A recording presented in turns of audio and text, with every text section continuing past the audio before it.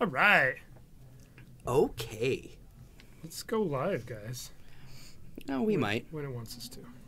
We can. It's a thing that we can do. Tuesday Night Legacy. Yeah. There we go. There's the sound. Yep, that's the sound. I swear I've got my phone muted all the time, except for when I sit down for this. It's Same. the only time. Mm-hmm. I think that was my phone. Is it not? Ooh, we can watch Elves. Can we watch that? We can. Crystal is on Eldrazi. Eldrazi. Eldrazi versus Elves. Let's start there and then come back to our control mirror. There we go. Yeah, yeah. Good idea.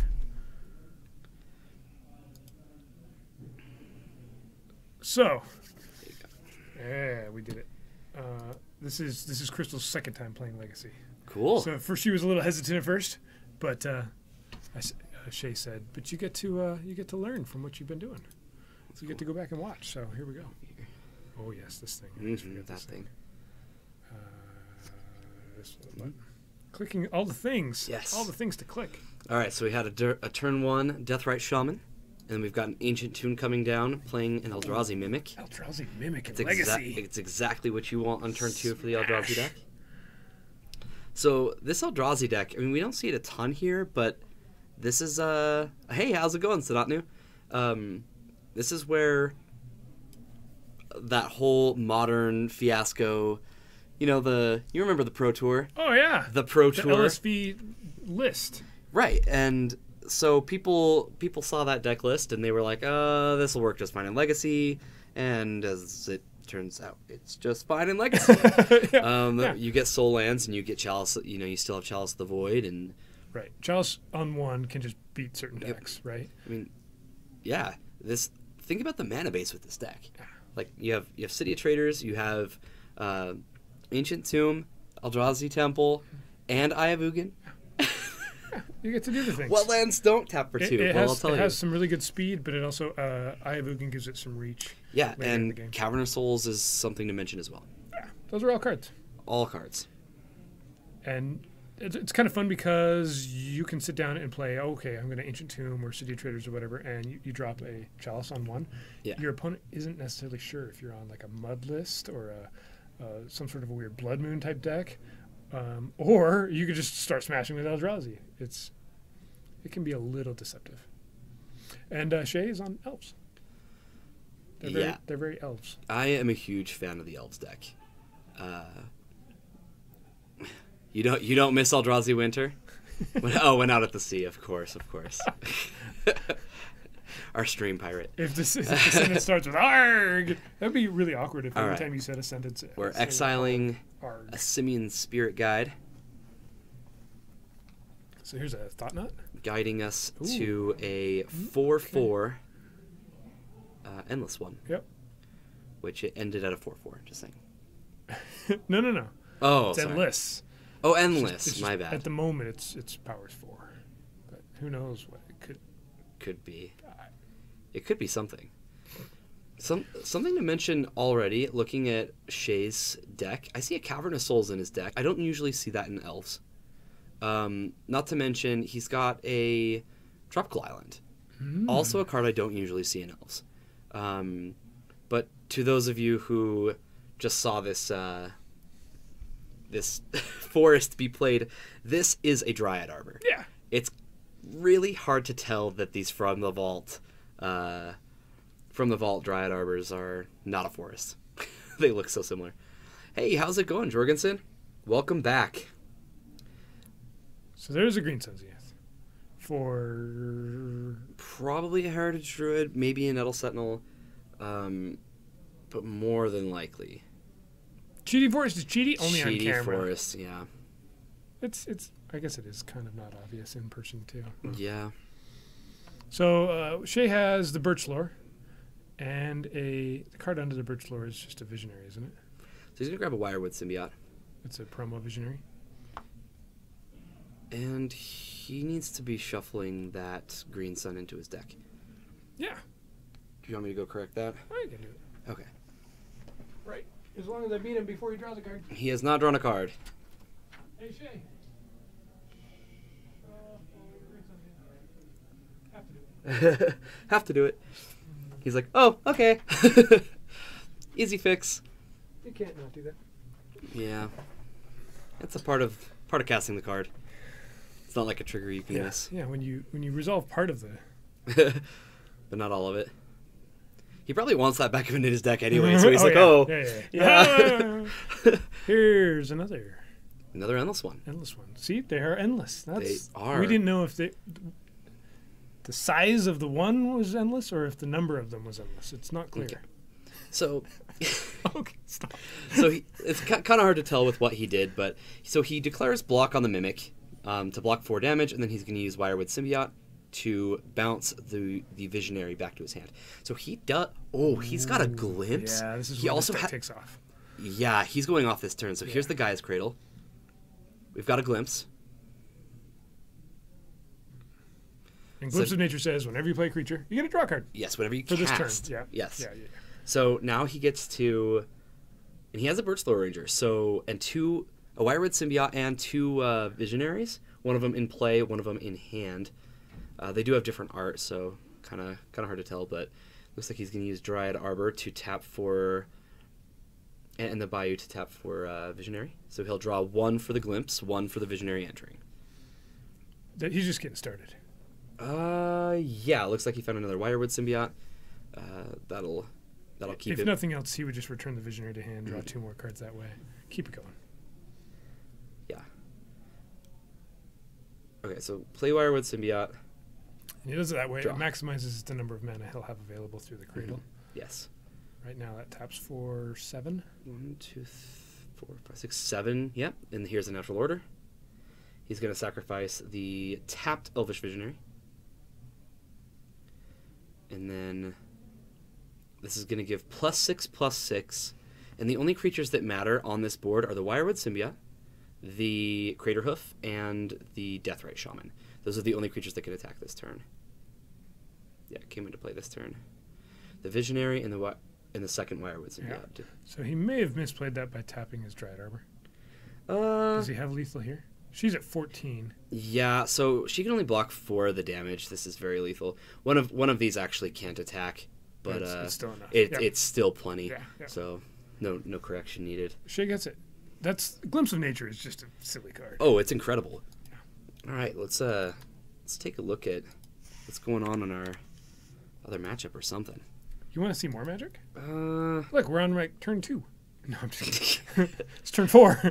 It's almost turn 2. It's like the same thing. Yeah.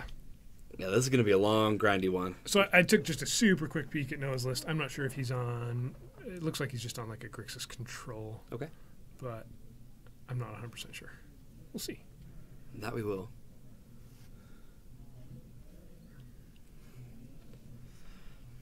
No, I don't see any cheaty forests on this board. Or any forest. Here's a 1 mana 5/5. That feels pretty cheaty. That is kind of cheaty. He's using 2 to do it, but... He's illusionary masking it. Must pay at least X, but don't have to pay. Wow, that's a bad card with illusionary masks.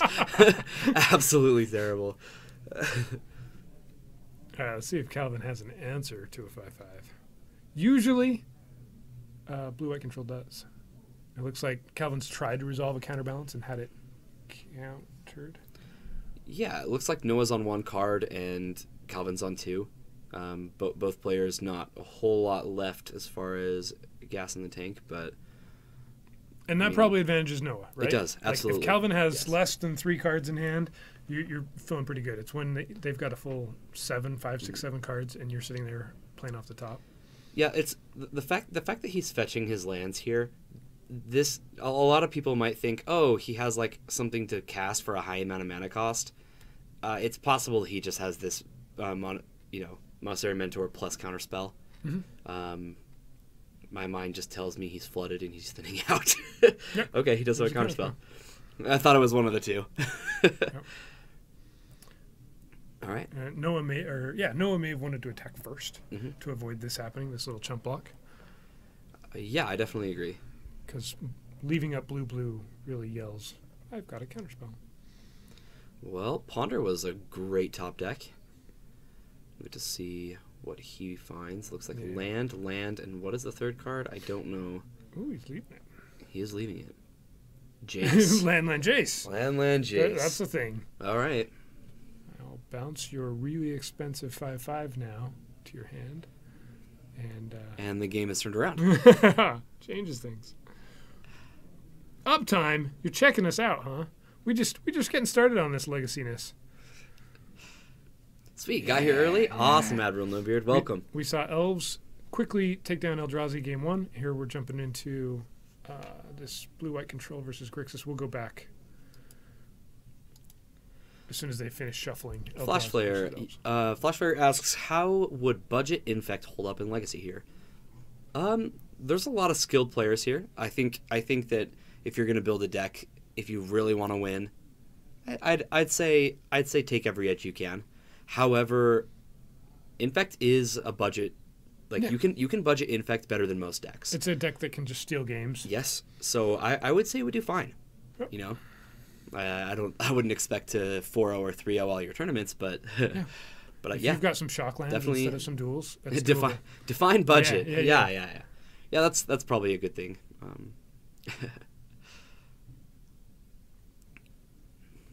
Everybody, what do you mean? But what is a budget? What's a budget? I don't understand this concept. We play Legacy. I've never heard of that. Where's the Plinko jar? The Plinko jar is only on our back cam and our MTGO. Yeah, when we are in between rounds and we're yeah hanging out, you guys can play Plinko all you want. $50.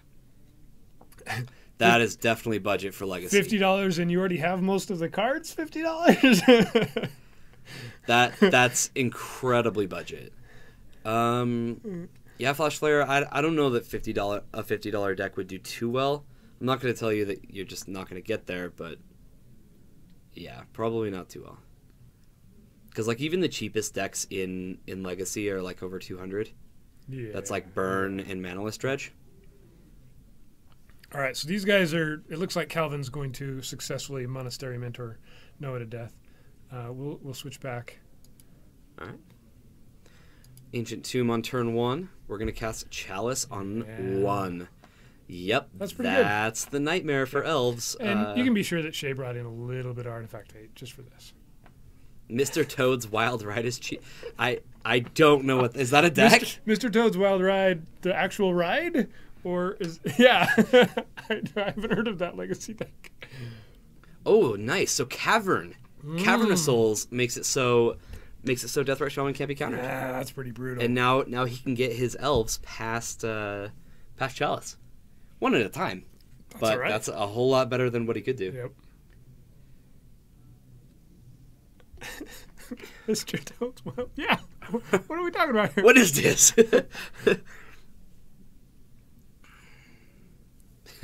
Manaless Dredge probably was $50 before people started winning games with it. We have less than that. All right, so Crystal Vein is a card that you can tap and sacrifice to add 2 colorless to your mana pool. So Crystal wants to smash some reality.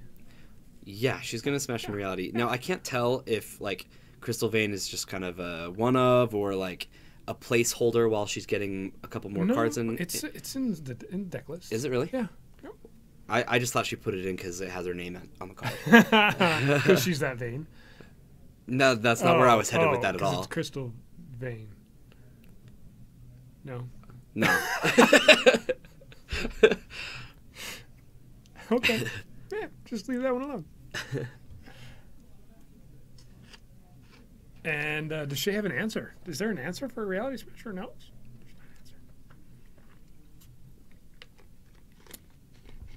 Because we're still in attack phase here. Yep.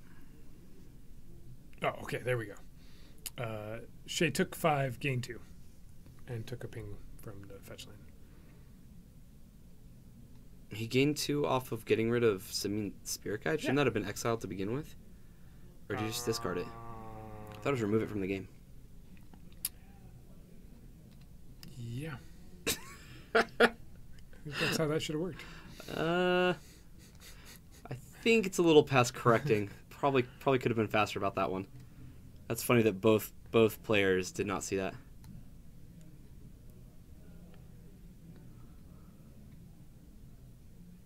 Yeah, it was just deleted. I didn't get to see it. It didn't. We didn't even see that link, Admiral. Yeah, I'm not sure why.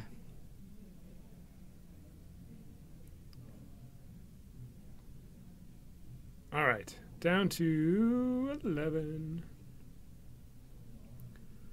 Oh, look, his other Dryad Arbor actually looks like a Dryad Arbor. Yeah.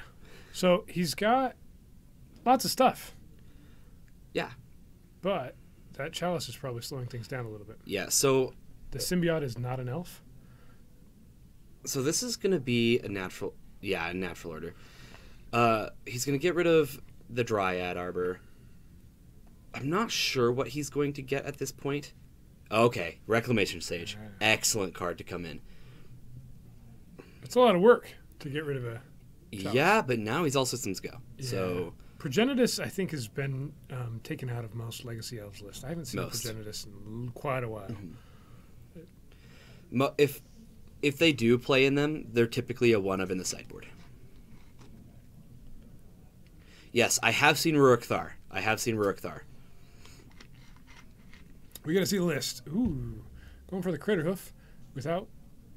I didn't see the whole list, the whole hand. I didn't either, but Visionary, Symbiote, and... I don't like that takeaway very much. I think you go for the Visionary. No, it was Visionary and what? Symbiote? 2 Symbiotes. There's 2 of them. The Glimpse of Nature, I think, is the card to take there. I think that was his draw. Okay. Was it not? Did he draw another I think Symbiote? that was in hand. It happened really quick, but I think that was in hand. If there was a Glimpse, you take the Glimpse. Yeah. Like that against elves, you take that card every single time. All right, here's the Glimpse. Aha! Mr. Toad's Wild Ride. We'll take a look at it after this game. Oh, Jorgensen found one as well. Well, we can keep both of them up if you want. It's a Fluctuator deck. Oh, I'll definitely want to look at it. Whoa! Why haven't I heard about this deck? I just spent the day playing Nyx Fit. All right, I'm kind of on the boat of weird strategies. All right, Wild Symbiote comes down.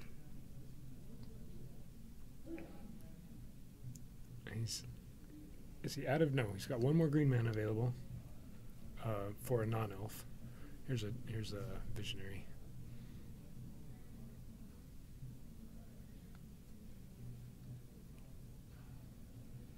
Someone was playing Fluctuator last night. On a stream?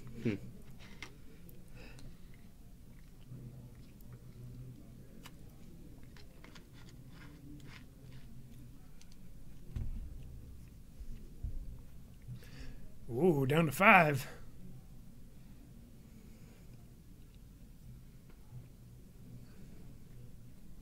So it looks like Shay's tapped out for the turn.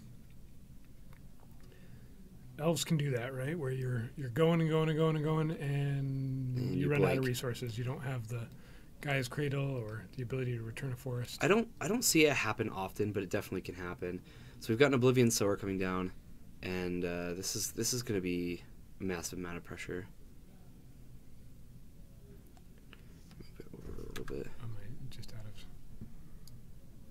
Yeah, there you go.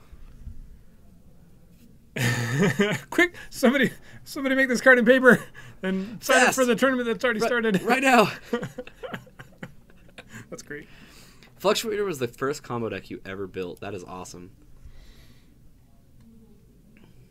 And chump blockers!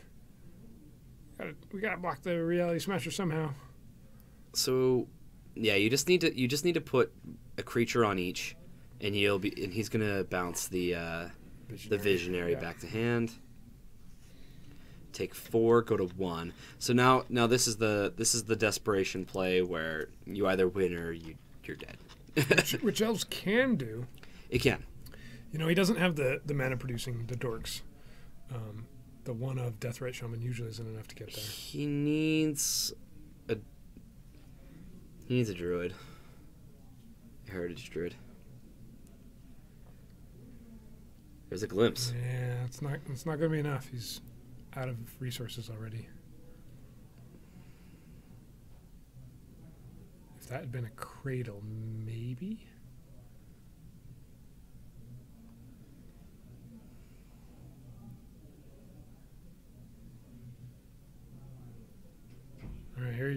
trying. Drew a land. It's a land. Still going. Yeah. Yep. All right. Shoot.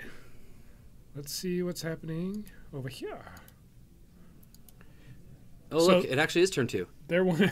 They're 1-1 over on our Elves match. Yeah, 1-1. And I'm assuming Calvin got game 1 with the way that we left that game. Mm-hmm. Explosives on 1. What a jerk. What a jerk move. You're just spewing Ren. like in a Magic stream, I'm sure what you're doing is acceptable to some extent, but anywhere else, people would be like, "What is he talking about?" Well, I want to see Bob in the box, or No Land Scoop, or Dragon Bears.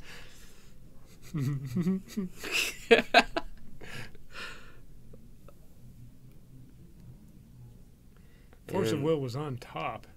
He Yeah. needed that to be in play in his hand. It wasn't there. Yeah, EE's going to wrap this one up real fast. Noah got stuck on 1 land. That's mean. Or Or goblins.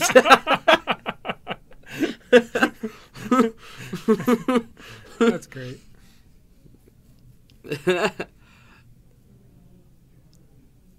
I've definitely seen a bit of Legacy Goblins. It's a cool deck. Yeah, we had somebody in here that used to play goblins.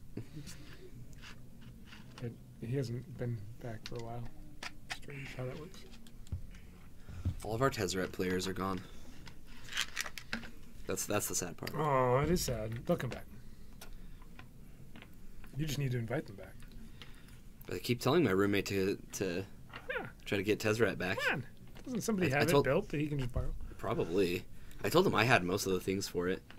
Well, actually, that's probably a lie. I really don't. One of each in, I a have cube. I have the land base, which is not like when it comes to a Tezzeret deck, that actually isn't everything. Everything in artifacts are expensive. That's a thing. Legacy cards in general usually are. Yeah. All right, these guys are resolving some mulligans in our Elves versus Eldrazi matchup.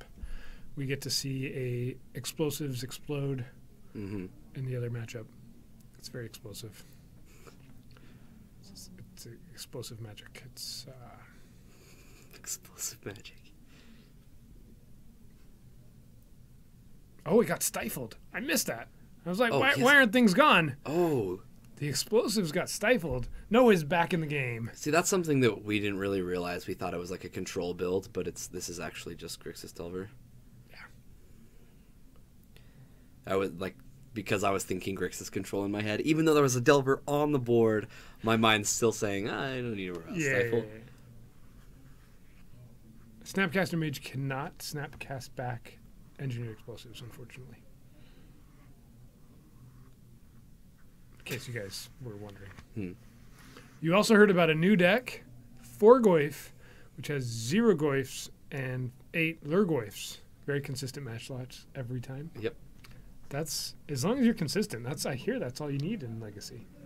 Yeah, if you're consistently losing your match due to getting DQ'd. All right. Looks All like right. these guys are getting set up. One more mulligan for Shay on Elves. That's pretty harsh. I think he's Yeah, it really rolled is. down to 5. Yeah, especially if there's another Chalice. It's good that he had Cavern, but it was very apparent there that was enough of a roadblock to stop him. Calvin Terminuses Terminated. It never gets old. Promise. You guys who are watching didn't get old, right? Terminused. And that's another mulligan from Shay. I think he's going to 5 or 4. Ooh.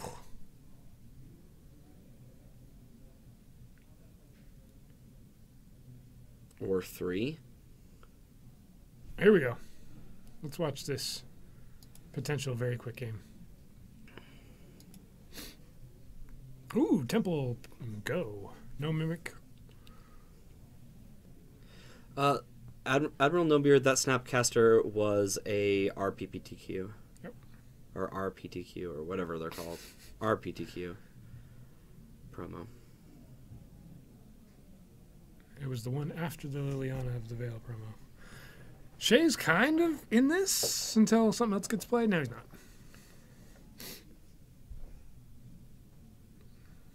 That probably does it. Yeah, unfortunately, I don't think that we were going to see this game. We didn't really get to see the hands earlier, but this is a fast start. Yeah, which Eldrazi can be really good at. Mm-hmm. Eldrazi is an interesting deck because you have all of these big creatures, right? Like, obviously. Which Legacy isn't typically known for. Right. And they come out fairly quickly. So cards like Fatal Push are just dead. And there's other Abrupt Decay, meh. There's other. I mean, Abrupt Decay has a purpose, right? When you're hitting a chalice and stuff like that, but yeah, it doesn't deal with the actual threats. Which is somewhat awkward because Shay needs to bring in Abrupt Decay, and he brings it in with the purpose of let's get rid of a chalice, and then it can't hit like any creature. I too have not been to an RPTQ. I'm not the I haven't times either. for the PPTQs and the RPTQ circuit, but they're acquirable outside of that. Lexander, thank you so much for the follow. Appreciate it. Some people really don't like the art on that one, Mm-hmm. and so they're not too expensive. I think if the art was more universally liked, and that'll be a scoop. So Crystal's gonna win her first match. Yeah. All right, here we are. We've got a counterbalance. We're pondering versus everything got blown up on Noah's side. Let's switch this over. Switch. The name of the deck. Oh, that it's Grixis Tower. Yeah. But if you put Grixis, then it's just Correct. 100% of the time. Mm-hmm. So while we were gone, a Delver and a Young Pyromancer got killed.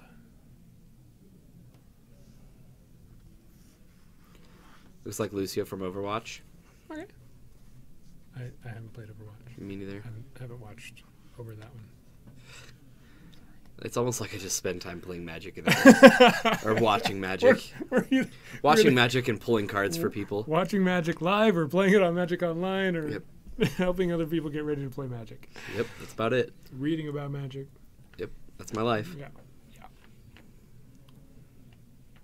So Calvin's got this one pretty much in control. This is kind of what we were talking about earlier, where if Noah has no board presence and is pretty light on hands and cards in hand, Calvin's just going to be in control. And Monastery Mentor is pretty deadly.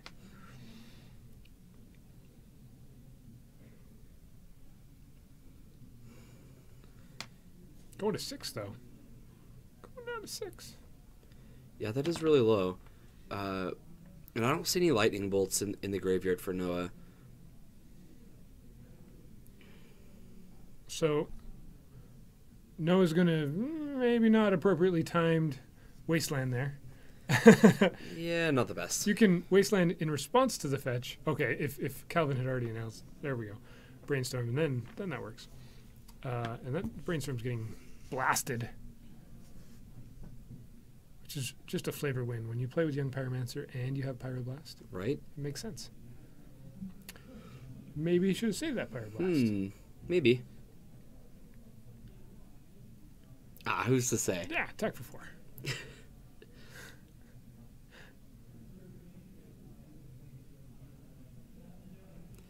And I think this is what we kind of saw from the last game is where Jace comes down, Monastery Mentor on board, and like, now what are you doing? You know? Yeah. Well, and now Calvin's got a counterbalance, so he can set this up to counter whatever he's afraid of. It's just over. Mm-hmm. See, and Noah doesn't have Overwhelming Splendor in his deck. He can't just throw an Overwhelming Splendor down and just win. It's a good time, right? It would be a really good time. Did you get to win with Sandworm Convergence? Did you ever play I got to play it and then somebody scooped, but I had Dovescape wins, I had Overwhelming Overwhelming Splendor wins, and I also had Cruel Reality wins. They were all a part of.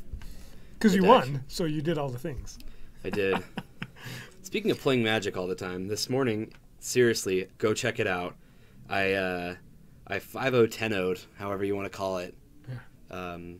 a competitive league this morning with Nick's Fit.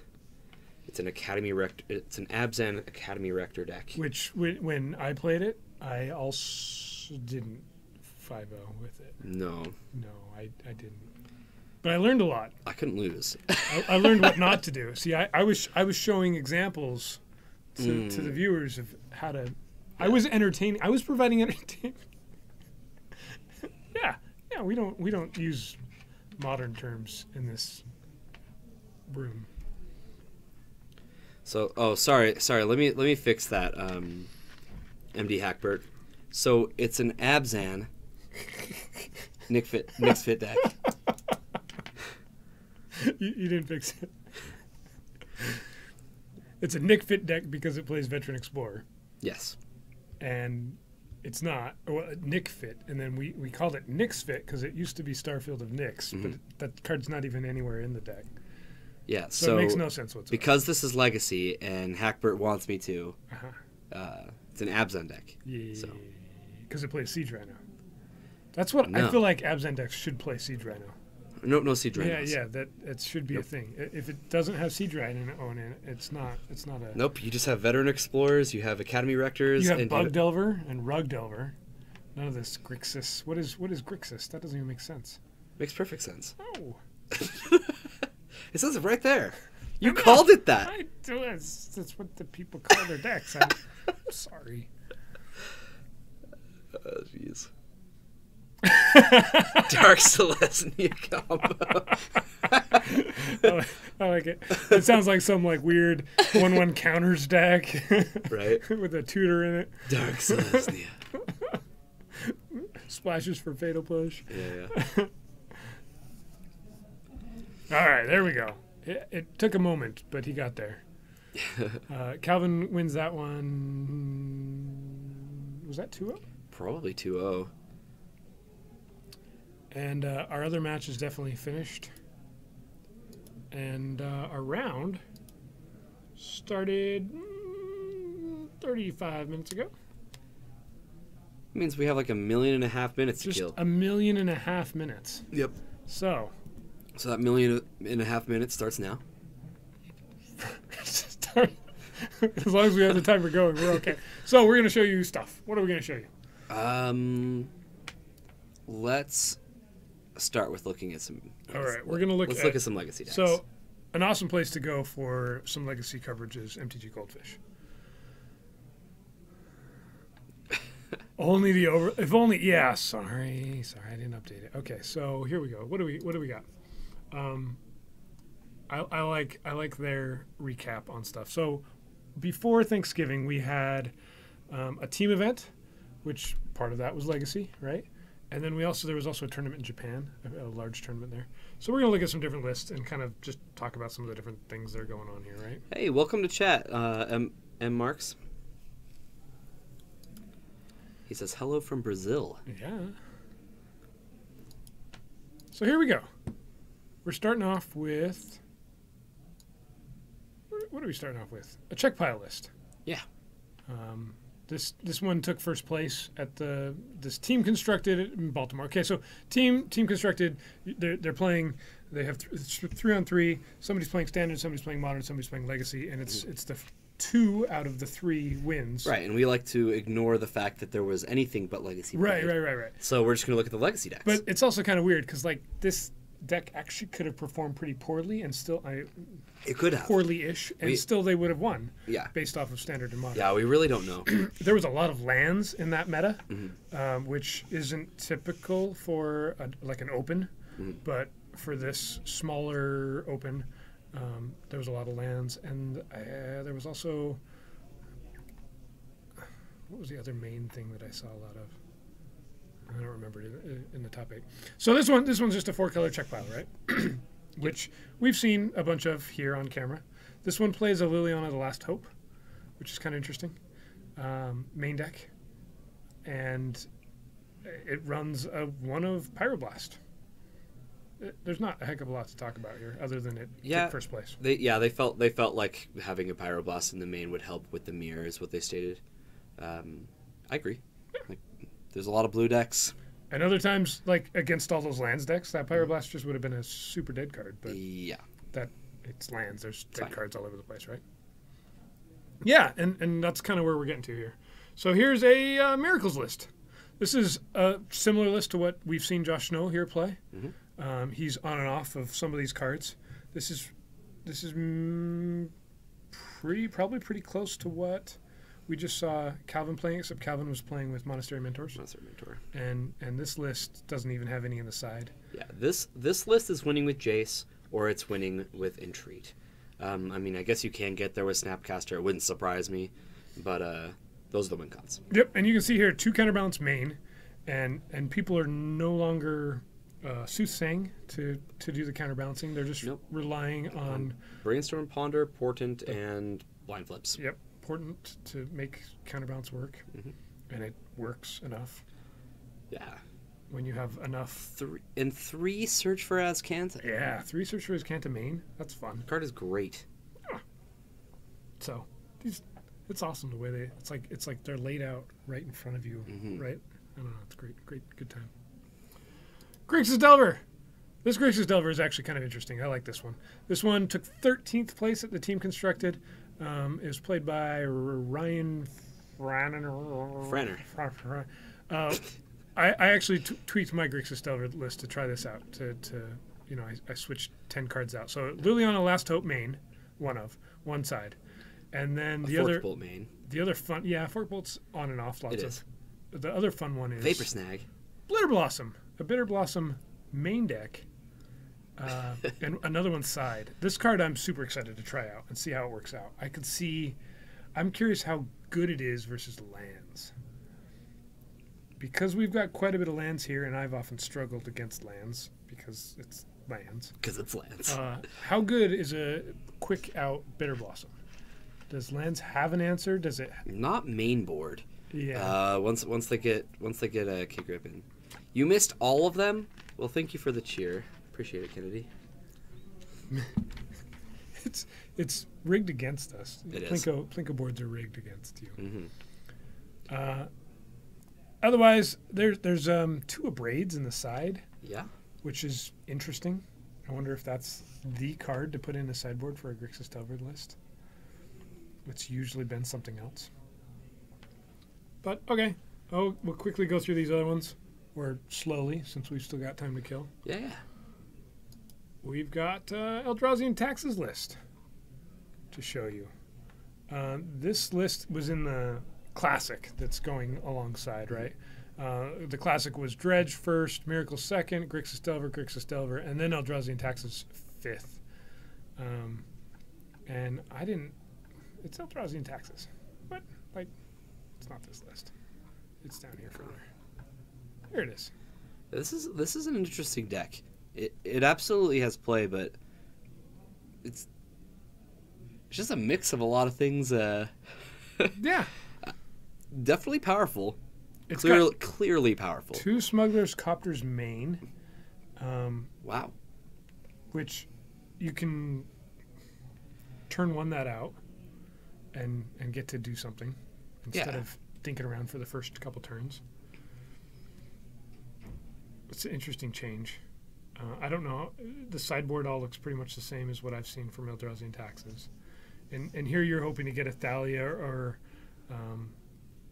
a Chalice out quick, and then a couple turns later win with a Smasher. I like the Eldrazi displacers in these. That can just be so strong. It feels like an underpowered or underrated card. Well, it protects your things. Like yes, it gets rid of things, but even more so.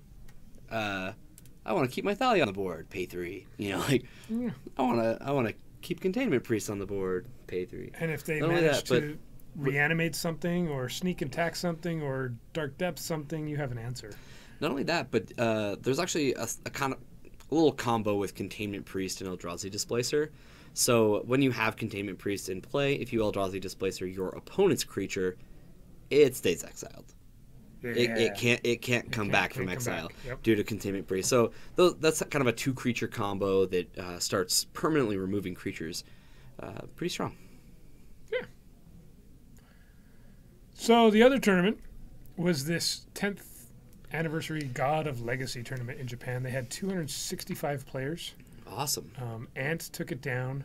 And then Blue Red Delver. I guess that's a thing in Japan. It's more popular there than here. So Blue Red Delver got second place. This is the second place list. I am a huge fan of this Delver deck. You get to play 3 Grim Lavamancer's main Mm-hmm. instead of Deathrite Shaman. You get to burn more with Chain Lightning and Lightning Bolts. Yeah, something interesting about this list is most lists I see for this will play like Monastery Swiftspear or Goblin Guide. Yeah, that's the faster burn version. It's kind of the faster burn version, but this is the one that I like. So this one's more built, at least their analysis, it's built to beat up on other Deathrite decks, right? Mm-hmm. This matches up. You get to kill whatever they play. They play a Delver, you kill it. They play a Deathrite, you kill it. Grim Lavamancer's kind of good at that. Yeah. Plus you have bolts and lightnings and forces and dazes. Yeah. Yeah. You just get to do it all. Got all the things. And the mana's so much cleaner too. You actually have basics in your deck. Right? There's a few. There's only a few though. Yeah, There's only the 3. Hey, they're still there. But it's true. It's kind of weird to see a Delver deck with Gitaxian Probe and no Cabal Therapy to go alongside of it. It's weird to me. It's just like if you have one, you have to have the other type. That's how it feels, but Pyromancer is just so good with Gitaxian Probe. You just get a free 1/1 and get to keep going. Yeah, you get all of it. Forces and dazes and pierces. Oh my! So there's a more traditional blue-red list up with the Soulscar Mage. Mm-hmm. And the Storm Chaser Mage, and even a one of Cryptic Serpent. I actually really like the Cryptic Serpent. And so that's there to compare these two lists with. Mm-hmm. And that one is running a one of Mystic Remora, which is, I'm fascinated how that could work out in Legacy. Everybody knows what that card is. Yeah, everybody knows. I don't have that one pulled up. I could pull it up. No, I wouldn't worry about it. Okay. And I'm not sure, like, it comes in versus Storm, right? And I'm not sure what else, but there's some lists where you just would love that card. It'd be incredible. It's kind of like a weird Standstill. Yeah, that's what I was going to compare it to. It's very similar to Standstill. Except you get to keep playing? Well, it's a Yeah, you get to keep playing, but at the same time, it's a Standstill that's only going to last a couple turns, so your opponent can just kind of wait it out if they want. Yep. All right, we got an Omnitel list. This one's fascinating. This is MTG Goldfish's Spice deck. Yeah, I like this. It's really interesting. Where I don't even know. This was in the tournament, but I don't know what it placed, if it even placed. So this one runs Pieces of the Puzzle. This is a 3-mana sorcery. Reveal the top 5 cards of your library. Put up to 2 instant and/or sorcery cards from them into your hand. Rest in your graveyard. And then it plays Mizzix's Mastery. 4-mana sorcery. It's a commander only card. Oh, real quick, can we ship to Brazil? We can ship worldwide, can't we? And Marks, I'm pretty sure. I think we can. This deck looks fun. Yeah. So the Mizzix's Mastery, what you're trying to do here is you're trying to purposefully dump Enter the Infinite into your graveyard off of Pieces of the Puzzle, and then Mizzix's Mastery gives you a 5 through 7 out. So instead of Show and Tell, you can Mizzix's Mastery to Enter the Infinite and then win that way. I mean, I want to cast a 4-mana Enter the Infinite. Right? That sounds great.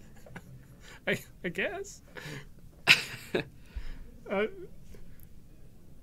So yeah, just more choices for your Omnitel list, which is definitely what you want to do. Okay, finally, we have this list.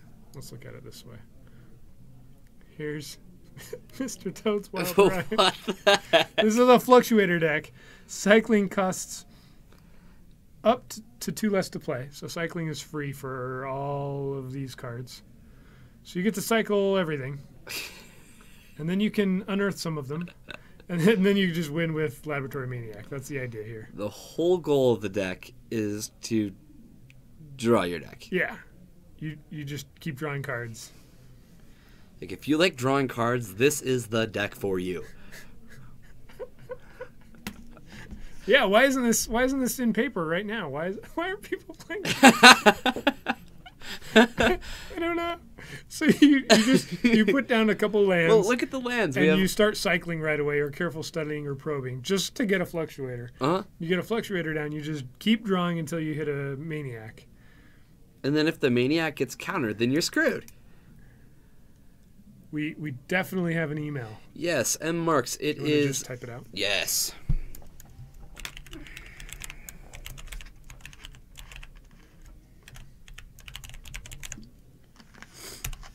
So right now we can put our TCG store. Paul says, "Oh my goodness, I need this in my life." Yeah, here we show like all these lists of just one things. And no. Here's Paragon City's TCG store. Yeah, M Marks, take a look at the TCG store link. That's where we really sell our cards. And yeah, they've got a lot of inventory on, and these guys are shipping out cards every day.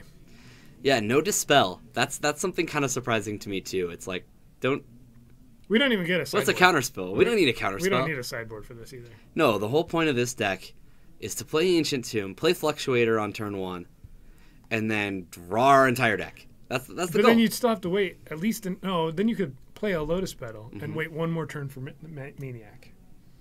You can't win on turn 1. Yeah, you can, because you're supposed to get both Lotus Petals. Laboratory Maniac costs 3. Oh, it costs 3. Well, crap. Who thought of this deck? No, okay. You can careful study it. Oh, careful study. And then you can unearth it. Yeah, so you have to There careful we go. study to discard your Laboratory Maniac, and then you unearth it. And then you unearth it. Yeah, so you could win turn 1. Good call. And then you careful study again. No, you don't have it. Who was it that was? Then you get probe to draw. Who was your it card. that was looking for a budget deck? This is like. I think it was Flash Flare. Hey, Flash Flare, this is a budget deck for Legacy. The only cards that cost really anything are the Fluctuators, the Lotus Petals, and the Ancient Tombs. Yep. You could probably build this for like $150.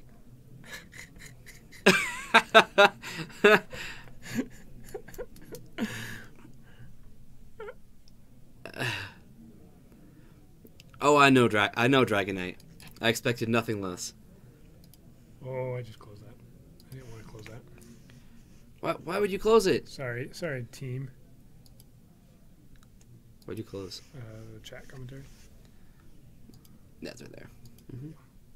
It's almost like we need that or something. Yeah. Almost. Oh, where are we sitting on time? The timing here. We're close. We're super close. I successfully drained like 35 minutes. Talking about some Magic decks. Excellent. So, apparently, my favorite all-time, absolutely not favorite, NBA commentator is Bill Walton. Have you ever heard Bill Walton commentate on an NBA game or a college game? I haven't watched basketball in a really long time, but I have watched it though. So like, I bet you I know who that is. So Bill Walton is a UCLA grad. He was amazing in college, right? Okay. He played in the pros. His son Luke Walton is now the Lakers head coach, right? He was a coach for Golden State. Bill Walton has this amazing ability to just go on a tangent. He's sitting right there, courtside, center court. There's basketball players. There's LeBron James right in front of him, and he'll be talking about rainbows and something else that doesn't have anything. That sounds like what we do. I've got a few Bill Walton quotes, and I'm going to try and interject them into Magic, and I'll just let you guys see if as we're just talking about Magic, if you can tell when I suddenly am quoting some Bill Walton. That'll be good. Dragon Knight, I'm sorry, you can't just photobomb the stream. This podcast studio has a lock on the door. You need a code. Admiral, we figured it out. You Lotus Petal, you careful study, and unearth, and you can win. Yeah. On the same turn. You have to unearth it. And then you get probe to draw your card right there and then, and you win. Perfect. Yeah, it's doable. You don't even need to get probe. You can just cycle. Yeah, you can just cycle for free. That makes sense. Some percentage of the time, you could definitely win on turn 1. So the card, you have to have a Fluctuator, and you have to be able to. No, you have to have a Fluctuator, and either an untapped source and a Lotus Petal, or no, I think you have to have Ancient Tomb. Do you have to? On turn 1, yeah. What's the Maniac deck called? It's called, what do we call it? Mr. Toad's, I'll just link this whole thing. Yeah, here's the deck. Here you go. Mr. Toad's Wild Ride, it apparently is called. $210. I bet you could get it for cheaper. Which is all Ancient Tomb. I bet if you went to some friends and you were like, hey, this is what I want to play. Hand me, like, this is what I want to play. How much of this do you have? Most of your friends are going to be like, you need Polluted Mires and slippery karsts. Sure, I mean, take what we have. That's fabulous.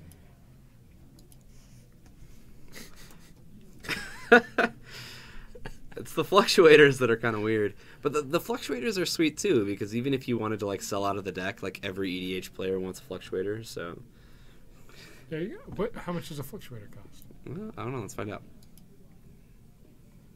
That's way too difficult. I have to like type things. Oh, that sounds horrible.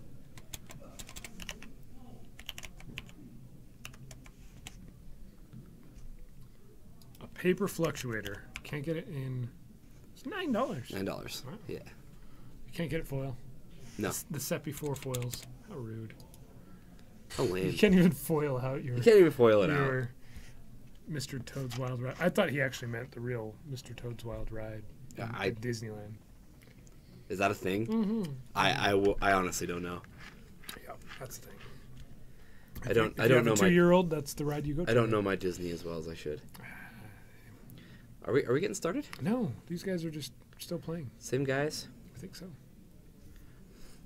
I just want things to get started, all right? Oh, maybe we are. We're getting started. We don't know who we have. Let's. This is Crystal. I don't draw Z again. I think she has a different mat. We've got Calvin versus Tony. Someone. Maybe. It probably is Tony. You enjoy watching our streams? Well, hey, thank you so much. I really appreciate the compliment. You are always welcome here. All right, here we go. We got some magic. I'll update these as we go. Round 2, 0-0. We have Calvin on your left. And we have, I'm going to guess it's Tony. We'll find out. It's not Noah. It's who we played last round. I didn't quite get a peek of that deck. Yeah. Where in Utah is Draper? Draper is about 15-20 minutes south of Salt Lake City. Yeah, so it's a suburb of Salt Lake City. It is. It's all one big city. Pretty much. And Yeah.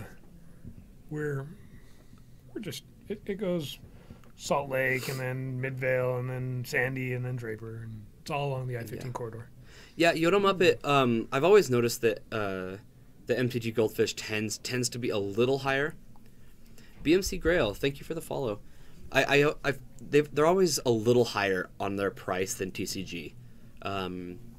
So 178, that's probably pretty accurate, and I bet you a lot of those cards you could get through trading, or like people giving you those cards. Like, it would not surprise me at all. All right, here we go. This match is actually starting. This is not Shay, obviously, or Crystal. I'll update that here in just a I second. think this is Crystal. Or no. Is it not? It could be. It's an Eldrazi deck, so that's kind of funny that... We're getting the update, I think. Here we go. Calvin versus Mike, and... Mike's on Eldrazi.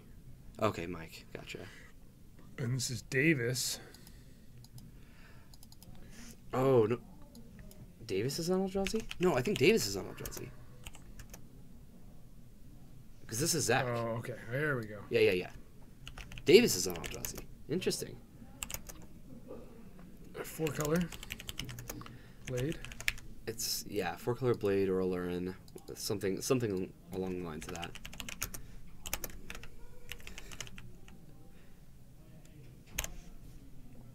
There we go. We got some people. And our other match, we've got Calvin versus Mike. Not sure what Mike is on. So we'll stay here for a minute, see how this plays out. And we're not 1-1. No way. All these things to do. made you do them last time. I know. I wanted to see if your skills were still. I misspelled couleur. Couleur in other parts of the world. Here we call it color. We're very color. We're lame. Just let us be, okay? Yeah. That's an Endbringer. Yeah, that thing's terrifying. So, you know what that card does? Let's bring it up. Let's show the people. We have to bring the Endbringer. More or less what I meant. I had such a good pun today, and I like wanted to just like slip it in casually and just see if it did anything, and then Patrick just blew up laughing, and I was like, "What are you doing?" Like, what was the pun? I said in all reality, and I had cruel reality, and it wasn't all that special, but like he just caught it and was like laughing. The so Endbringer hard. died before I even got it up. Yeah, and the turn 3 Endbringer is terrifying. I mean, he had a swords, but he's had 2 swords already. You know how many more swords are you gonna have? How many Snapcasters? You know? Yeah, I think that he's probably close to done. And this is an 8/8. An 8/8. Yeah. No big deal. Yeah. He lost a city of traders to do it because it was a trader. Yeah, what can you do? Yeah, a city full of them. I think an 8/8 is probably good enough to win a match like this. Although, is that an Abruptike in his hand? Maybe. I think it is. That's an is. answer. That's an answer. Are 6th edition cards allowed in Legacy? Yes. The answer is yes. Yes. Everything is allowed in Legacy except for uncards and anti-card and like the ban list cards. Yeah. Yep. I mean, so these dual lands you're seeing here, these are 3rd edition revised, but if they were beta, they would be legal. Mm-hmm. We don't see a lot of 6th edition cards. No. But the ones, like if Disenchant is in the set, you could play with a 6th edition Disenchant. Or I know that Mystical Tutor's in 6th ed, like Enlightened Tutor's also in 6th ed. This is a pretty good answer to Endless One as well. Oh, yeah, just put a 3/1 that can't die on the board. Right. That seems like a great thing to do.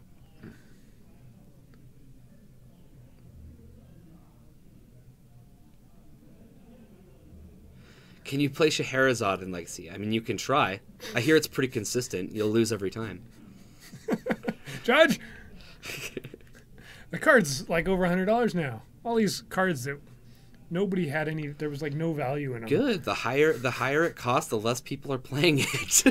It's not legal in anything, is it? I don't think It's so. like I legal don't even think you can play it in Commander. Casual Yeah. cube. Oh, paying for the days with the Simian Spirit Guide? Take that. Thought Not Seer tried to get dazed. Zach tried to daze the Thought Not Seer. Wow. And Davis held on to a... I mean, he had 2 mana. He could have paid for it anyway. Now he gets rid of Abrupt Decay. This is the reason I would have liked Abrupt Decay over True Name Nemesis.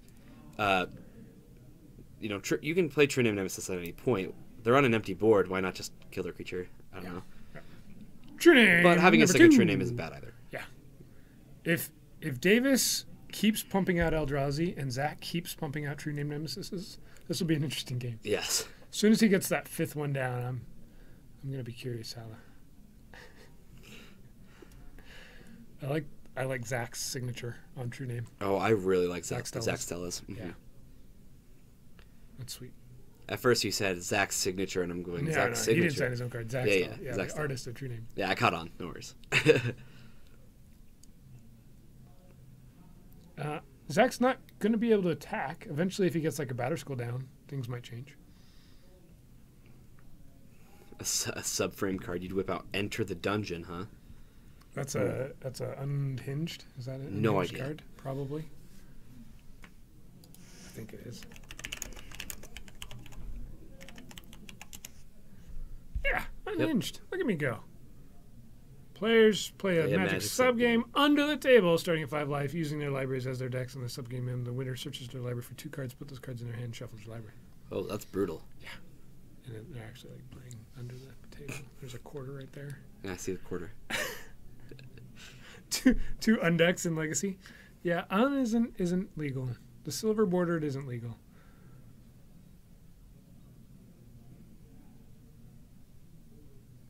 So Zach attacked. He swung for 6 there because Davis had been pinging himself so much with all those ancient tombs that he was actually ahead in the race. All right, let's see. So Zach takes that game. The true names. I think they really should make a false name card just to balance things out. So Sir Sether says that he finally accepted that he couldn't get his 4-color control up and going, but he's almost done with D&T. Cool. Which is awesome. Yeah, welcome to the format. Seriously, Legacy is just the most fun place to be. Mike on like a Canadian threshold? Is that what we're seeing here? A rug delver? That's what it looks like. We'll call it what it is. Who is it that every time comes into the chat and says, "Where's the rug delver deck?" Yeah, here it is. And maybe it's here, and things are getting force of willed. That is true. Calvin is our resident I play with all the invocations possible player. Which helps us because if it weren't for Calvin, we wouldn't know all the invocation art. For instance, he pitched a counterbalance to a force of will, and I also know he has a counterspell in hand. So that was all trying to get rid of a Delver there, and there was a big force of will battle. You're going to have to do that in casual, Dragon Knight. Sorry. You get to play those cards on your own. No, they'll be like an unconstructed now that there's 3 sets worth of cards, and I think that might unconstructed. That'd be hilarious. I think that'll be a thing.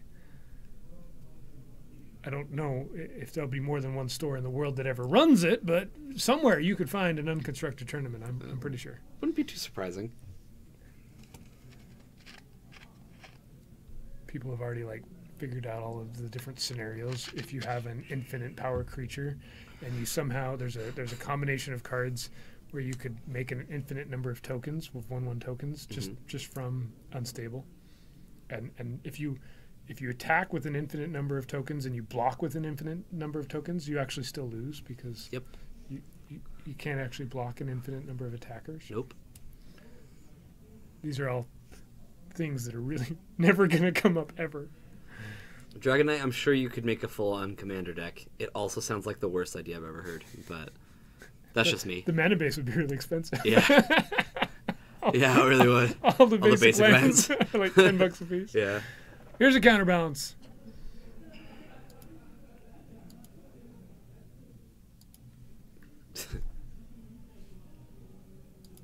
So we have 21 players playing Legacy. Excellent. We had 30 plus, 35 on last Friday night. No, I think we had 25.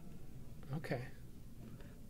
But even then, usually on Fridays, our biggest tournament is Modern, and it still was Modern, but they were really similar in size. It was 25 players and 32 players. Yeah. And then 15 playing Standard, and then we also had a 10-person draft. Ugh. So here, Mike obviously fought over this Delver, right? Keeping it alive as long as possible. That's what Delver wants to do. It just wants to get down this one card, one threat, pretty much, and win with it and protect it. And he did. He was able to do that. Yep. Well, excellent. It's probably pretty good timing. We might even miss the entire shuffle phase. Let's jump back over to our other table, where Davis quickly gets down a Jitte on turn 1. Just what you want to do. Any suggestions on a reasonably competitive budget build in Modern? Are we still talking about Infect Yoda Muppet? Are we still on the same $50 budget? Modern and Legacy and $50 don't usually go Modern in the same. Is coming down in price. Modern is. Almost every deck that was quite expensive in Modern has dropped significantly. But Sir Sether says, Storm is affordable, but I'll hate you. Storm is probably the most affordable deck in Modern as far as a tier 2 or higher deck goes. But here's Thought Nuts here. Thought Nuts here is getting dazed. Dazed. Wow. This time Davis doesn't have the answer. That's a card. Yeah, Dredge is also pretty cheap. In fact, I think I have everything for Dredge. Yoda Muppet, you play at the store, right?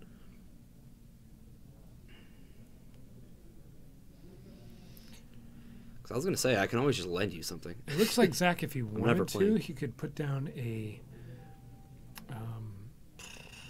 What's the card? I just blanked on it. What's the gold card that you get to name a card? Gold? Wow. It's in his hand right there. Oh, Meddling Mage. Meddling Mage. He could have played Meddling Mage that turn, and like named Reality Smasher or something like that. But without the knowledge, he just goes for Wasteland instead, which makes sense. Yeah, BMC Grail. Burn is a deck in Modern. Or not Modern, sorry, Legacy. Yeah, in both. It is absolutely a deck. And if you build Modern Burn, you're really close to Legacy Burn, actually. Ooh, that was a Warping Whale. It's going to exile one of the Deathrite Shamans. Warping Whale.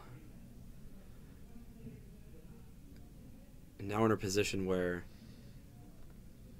not a lot of mana on the board. I think Zach is legitimately trying to figure out, is he supposed to take out the Ancient Tomb this turn, or is he supposed to play a land?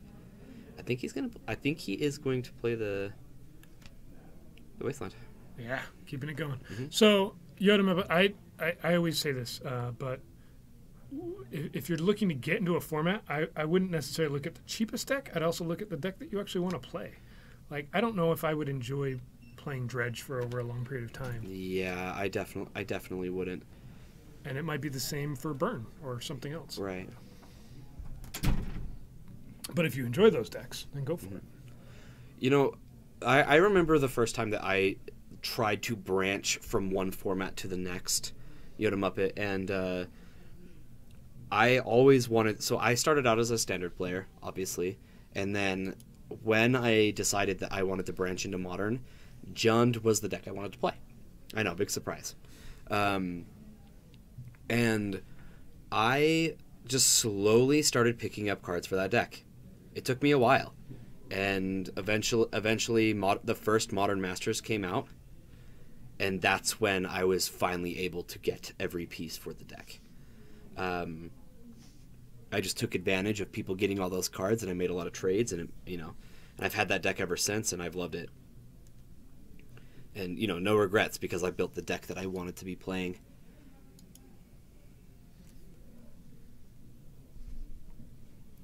Yeah. Yep. Control decks are fun. And something in between that can be both mid-range and control can be great too. Mm-hmm. If you get into Legacy and you start building a deck, I think that's why a lot of people like playing these Grixis Delver or whatever version of Deathrite Shaman deck, is because they're mid-rangey, they're Jund, they're control, they can be aggro. You can do it all. Yeah, they can switch roles at different points in the game, which is one of my favorite things about those kind of strategies. So here came Meddling Mage. This is an awkward place to play it. I mean, it makes sense to drop it down because he didn't have much else to do. But he doesn't... I don't know what he named. Let's see if he wrote big enough that we get to see. FC Reaper, welcome to chat. If we turn our head, is it less? It's an Endless One. He names Endless One with it. Okay. Which, is a card that Davis would have been able to play right there. Oh, look. Legacy. Da-da-da-da! Sweet. Oh, look. The best format of Magic ever! The greatest format. It's being played live right here.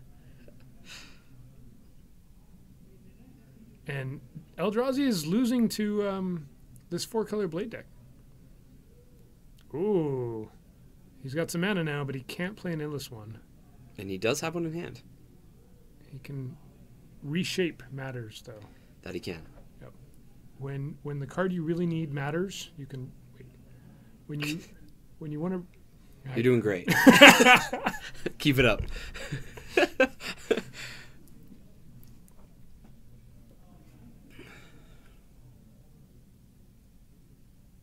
There we go, Jorgensen. We haven't seen Crimson. He pops in like once every 3 months. Yeah. And then pops back out. Yeah. Chemtonics, well, that's awesome. It's great to have you. I am plays Living End, so I don't know how. Living End is a sweet deck. It's really cool. Yeah. Ignore him, Chemtonics. Don't worry about him. Living End is a sweet deck.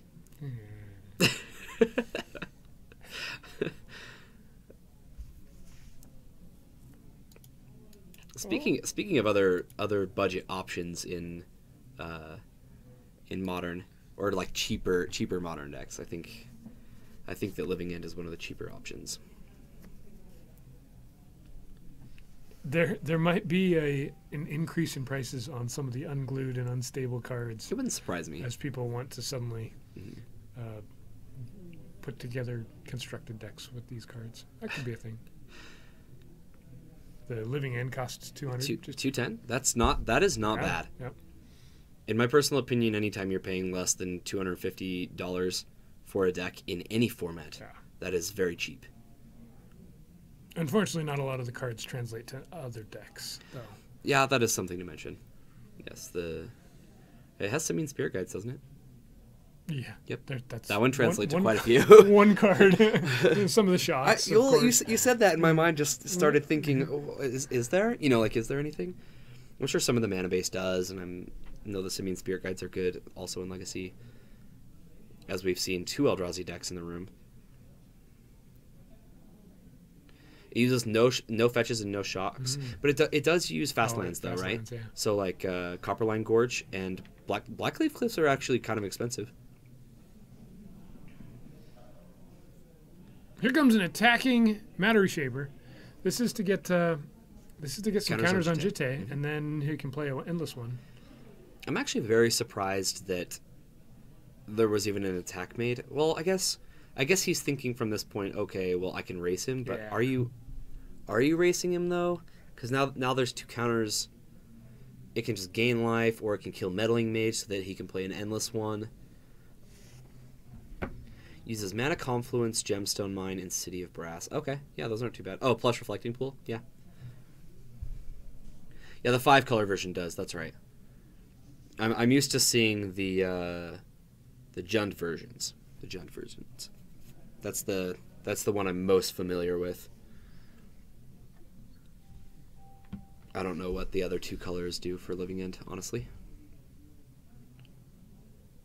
Storm! Surprise, surprise.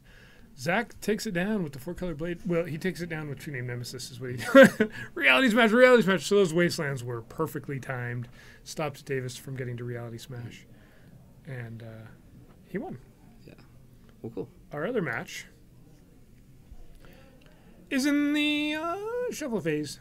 Shuffle phase. So we're 1-1 here. Looks like it. Game 3. Epic Game 3. Mm-hmm. The Jund version is more consistent. Yeah, that's the version that I've seen almost every time, Chemtonics. I don't know much about the 5-color version. I had it built at one point thinking I was going to be playing a lot of Modern, and then I started playing here. Legacy became a thing in Utah, which is all I've ever wanted. It's pretty amazing when twice a week now we're getting 20-plus players, sometimes as high as 30, all in here playing no proxy Legacy. Nope. It's amazing. So So we've got this MTG bot throwing stuff at you guys. It just, that's the Paragon City website. The place to go, though, is the TCG store. Yeah. If you want to buy some singles. Singles. Paragon City has some really good deals on cards. Yeah, we really do. We've actually made some huge buys, and our inventory, considering that we've only been open for, a year and a couple months now, it's incredible. This card's really flexible, this Mongoose, because it's nimble. It's a nimble Mongoose. Yeah, flexible, can just do whatever you want. Actually, it just so nimble you can't even target it. It's just a 1/1. That's all it is. Yep, just 1/1. Mm-hmm. And everybody knows how good 1/1s are.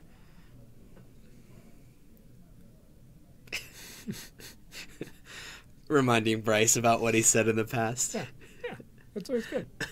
Got some great quotes. All right, there's a Ponder. There's an attack for 1. Deadly attack. Everybody knows if you get attacked by a Mongoose, you lose a point of life. Yeah, but what if the mongoose is a nimble mongoose? Then what really matters is if it has threshold or not. That's when you turn it around. Don't want to see a thresholded mongoose ever. No, it's like seeing a flipped Delver. Ugh. Just run away from those two. Yeah, Bad times. Just leave those in the basement they were created in.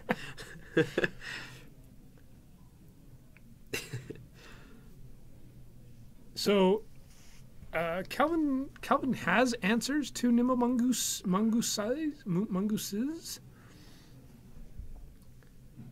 Mongoosei. That's a good quote. Thanks, Jorgensen. Appreciate that. You totally would say something like that. I'm pretty sure that was taken very much up. See, there's no context at all around that quote. Well, that's how like every quote we've ever had has been. They just sound like terrible or like super conceited. So what blue-white control has is terminus. So Yes. even if this mongoose gets out of control, There is context. That's all the context you need. see, there's things that were said before and after. Yeah.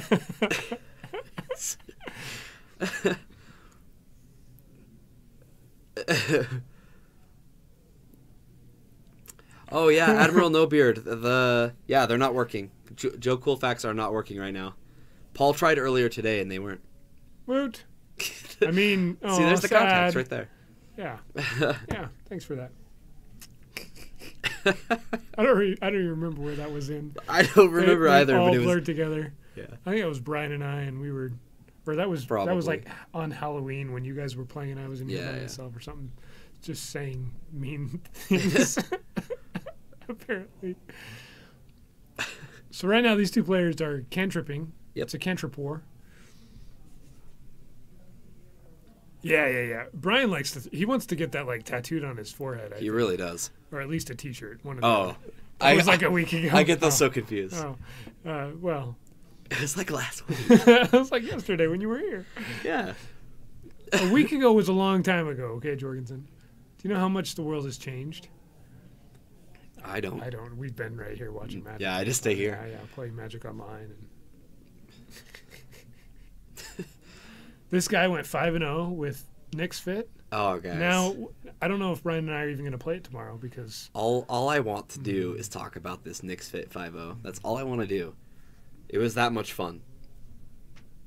as long as you don't have me here like making mistakes for you, then you can 5-0. I don't Is think- that what you're saying? I actually don't think I made very many mistakes. There were a couple small ones, for sure. I mean, I don't think you're ever going to get through a match and say, You've been- I played it perfectly. But You've been playing enough Magic Online though, where you've started to make fewer mistakes, right? I am making fewer, but my time management is still bad. That fetch line gets stifled. Take that, Yeah, Calvin. see, Jorgensen was there. Yeah, he was there. I'm telling the for- truth. for the Knicks Fit.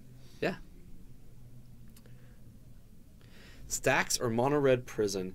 No, not that I know of. We've seen it, but not today. Yes. Yep.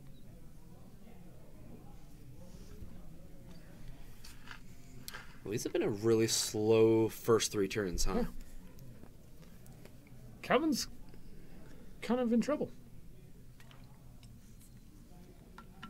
Mike's just going to counter everything. He doesn't even want to let him brainstorm. Just keep that to yourself. Don't play anything at all. I don't want my opponents playing things. Here's a land and a mentor you can put down. But it might just get bolted. Yeah, it definitely can, but this is just 2 wastelands on the other side of the board. The only reason Calvin hasn't played the Tundra is because it's getting wastelanded. You know? I like how Dragon Knight just says things. Earlier it was, I made toast. And now it's, I love how my commander deck has white border cards. Okay. We should make a new bot. Like, instead of Joe Cool Facts, it would be like Dragon Knight Facts. And then Dragon Knight can just tell us something random about his life. Like, in the moment. We pretty much just get that throughout our stream. Yeah. It's just it's just automatically there. Yep. Somebody You know- asked me if I could white border their whole deck. And I said, I don't know if I want to do that. I don't know. You're like, that's against my religion. Yeah, it's kind of just inappropriate. That's just I can make your whole deck look cool, but I don't know about whiteboarding it. Another wasteland. No, he already had. The wastelands were in play. Yeah, they were in play. Calvin played into the So wasteland. the reason Calvin decides to play this now is he figures, okay, I'm gonna play this land when I need that 1 mana. Yeah. See the love I get. The chat loves me. Captain QC in particular. In fact, I think he would have stopped coming and joining us if I wasn't here, because he wouldn't have anybody to insult. That was, Right. that was Captain clear. QC, welcome in. It was super clean. Good to have you back. It was fun hanging out earlier. Good to have you back. It was. Yeah. Was he all cordial and nice to you? Oh yeah. He gets into chat and he goes, "Oh, thank God, there's no Bryce. Like, it's just Kyer here. I can actually just sit down and enjoy this stream." Hey, that nimble mongoose is terminist. Just like I said, it did damage though. Yeah, it definitely did.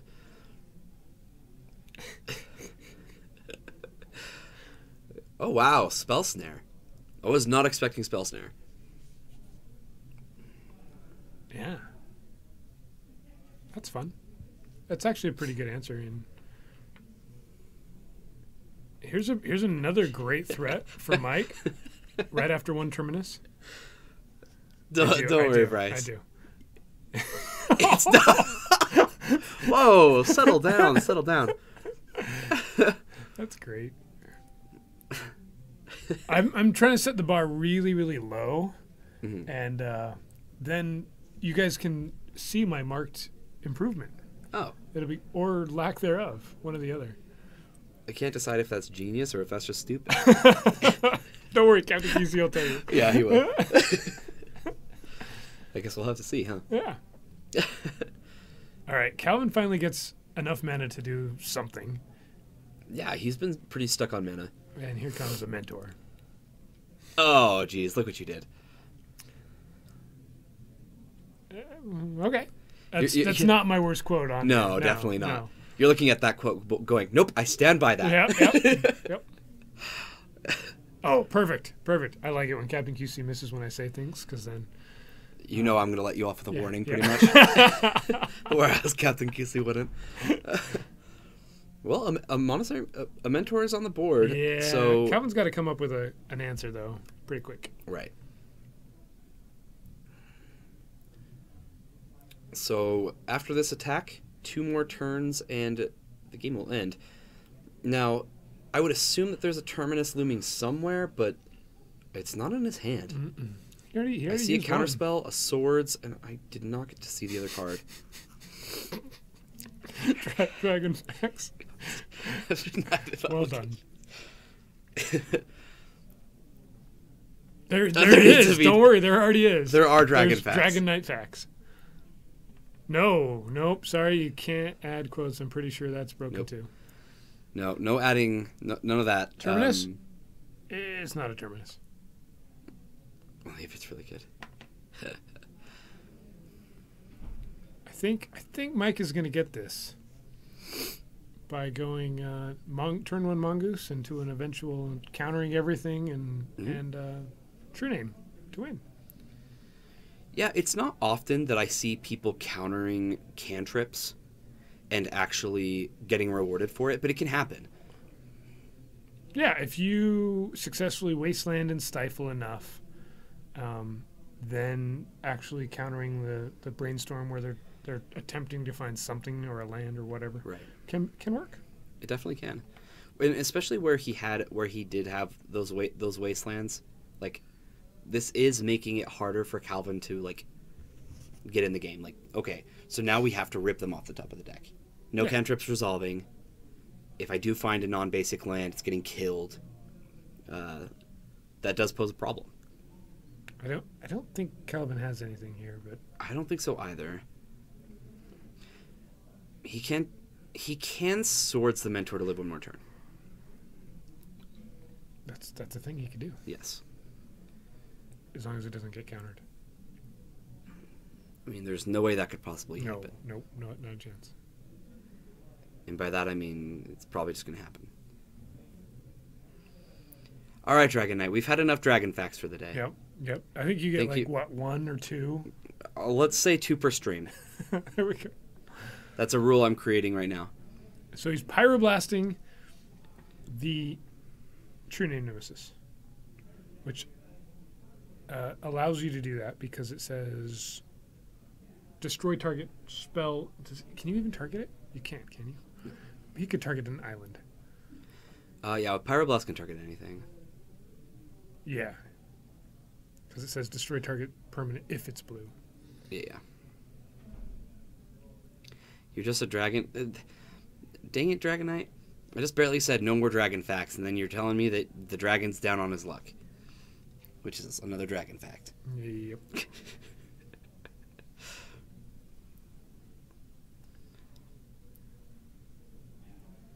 I'm sorry, Dragon Knight. I don't make the rules. Oh, wait. Wait. What? Yes, I do. You added your own quote? You didn't even say the thing. You just quoted something. Admiral No Beard said, here's a quote. He's like, I want one. Well, you got it. Now we're all going to be confused. Who said that? Get a job, you lazy dragon.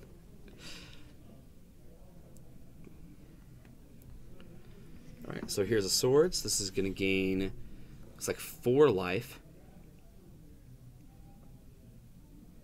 And we're going to try to live one more turn.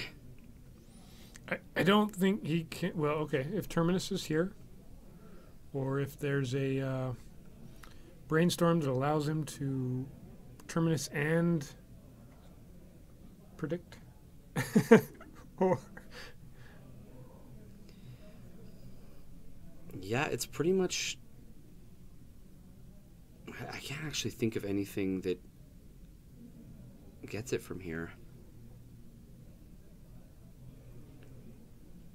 And honestly, if I'm Mike, I don't think I would cast anything. Mm-mm. Leah, you have a confession. So, I have a follow-up question. Is the confession important?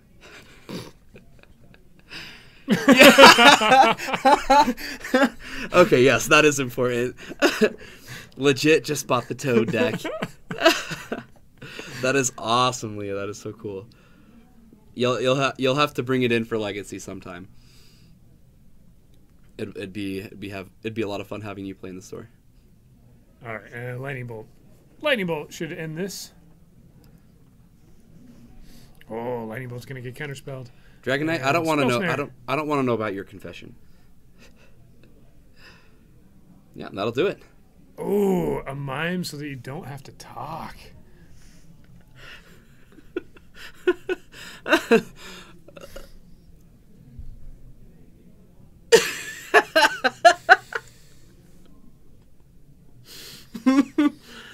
Oh, you already had the tomb, so it was $40? Yeah. All right. Here's Captain QC. Dragon Knight, I'm okay with that confession. Thank you. Here's one of my Bill Walton quotes. Okay. He says, a lot of people understand what not saying anything means. So, in effect, not saying anything is really saying a lot.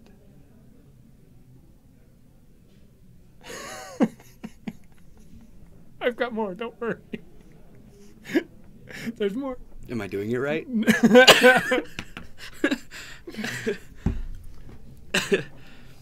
That finishes round 2 for us on stream. Admiral No-Beard, Runky's your hero tonight? Well, let me tell you, Runky's pretty much my hero every night because her tokens are always sitting in our feature match area, and they're beautiful. Most of the deck is like Urza's Saga, so you can't foil it out. Yeah, in fact, the deck is like meant to be that way too. Pull it up again. Let's take a look. Okay, so a lot of the lands. These are all the commander ones. Landscapes are just commander. I don't think Blasted landscapes are commander. There are no foil version. These are in Saga. These are yeah, Saga. I think they are. You can get Ancient Tombs. You can get Ancient Tombs. Unearthed, you can get foil and get Probe and Careful Study. Yep, and you can get Blasted Toad, and you can get Cloud of Fairies. There's a Cloud of Fairies, right? Yeah. Oh, because Everything not Saga. Everything not Saga. Yeah. So you can't get Fluctuator. You can't get Lingering Mirage. You cannot get Lull. Which is an all-star. Look at that thing. It's a boat. Enchanted Land is an island. It's like OP. But there's several cards you can't get foil. All of the Urza Saga cards and lands you can't foil out. Runky says if you get one foil card, then you'll get tempted. Then you'll be tempted to get more. It's a dangerous cycle. It's a dangerous cycle. Oh, cycle! It's a cycle because it's nice. A cycle nice. deck. Yeah. We got what you did there. Dragonite, I am. That is so kind of you to say that I'm your hero. I don't know what I did to deserve that, but thank you. Turn 1, cycle, concede. Concede. I can't. Here's the list. Admiral Nobeard, that would be amazing. Let me know when that happens, all right? We are right at about the 40-minute mark since time started for round 2. So we've got a little while. I don't have a whole another list of legacy decks to look at, unfortunately. But we can look at tokens. Oh, okay. We can go here. I mean, we just got in the brand new pirate token, guys. Ugh. It is so cute.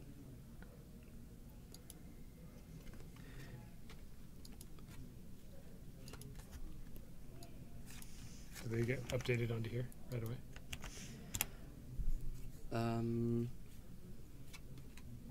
Yeah, we can link them in.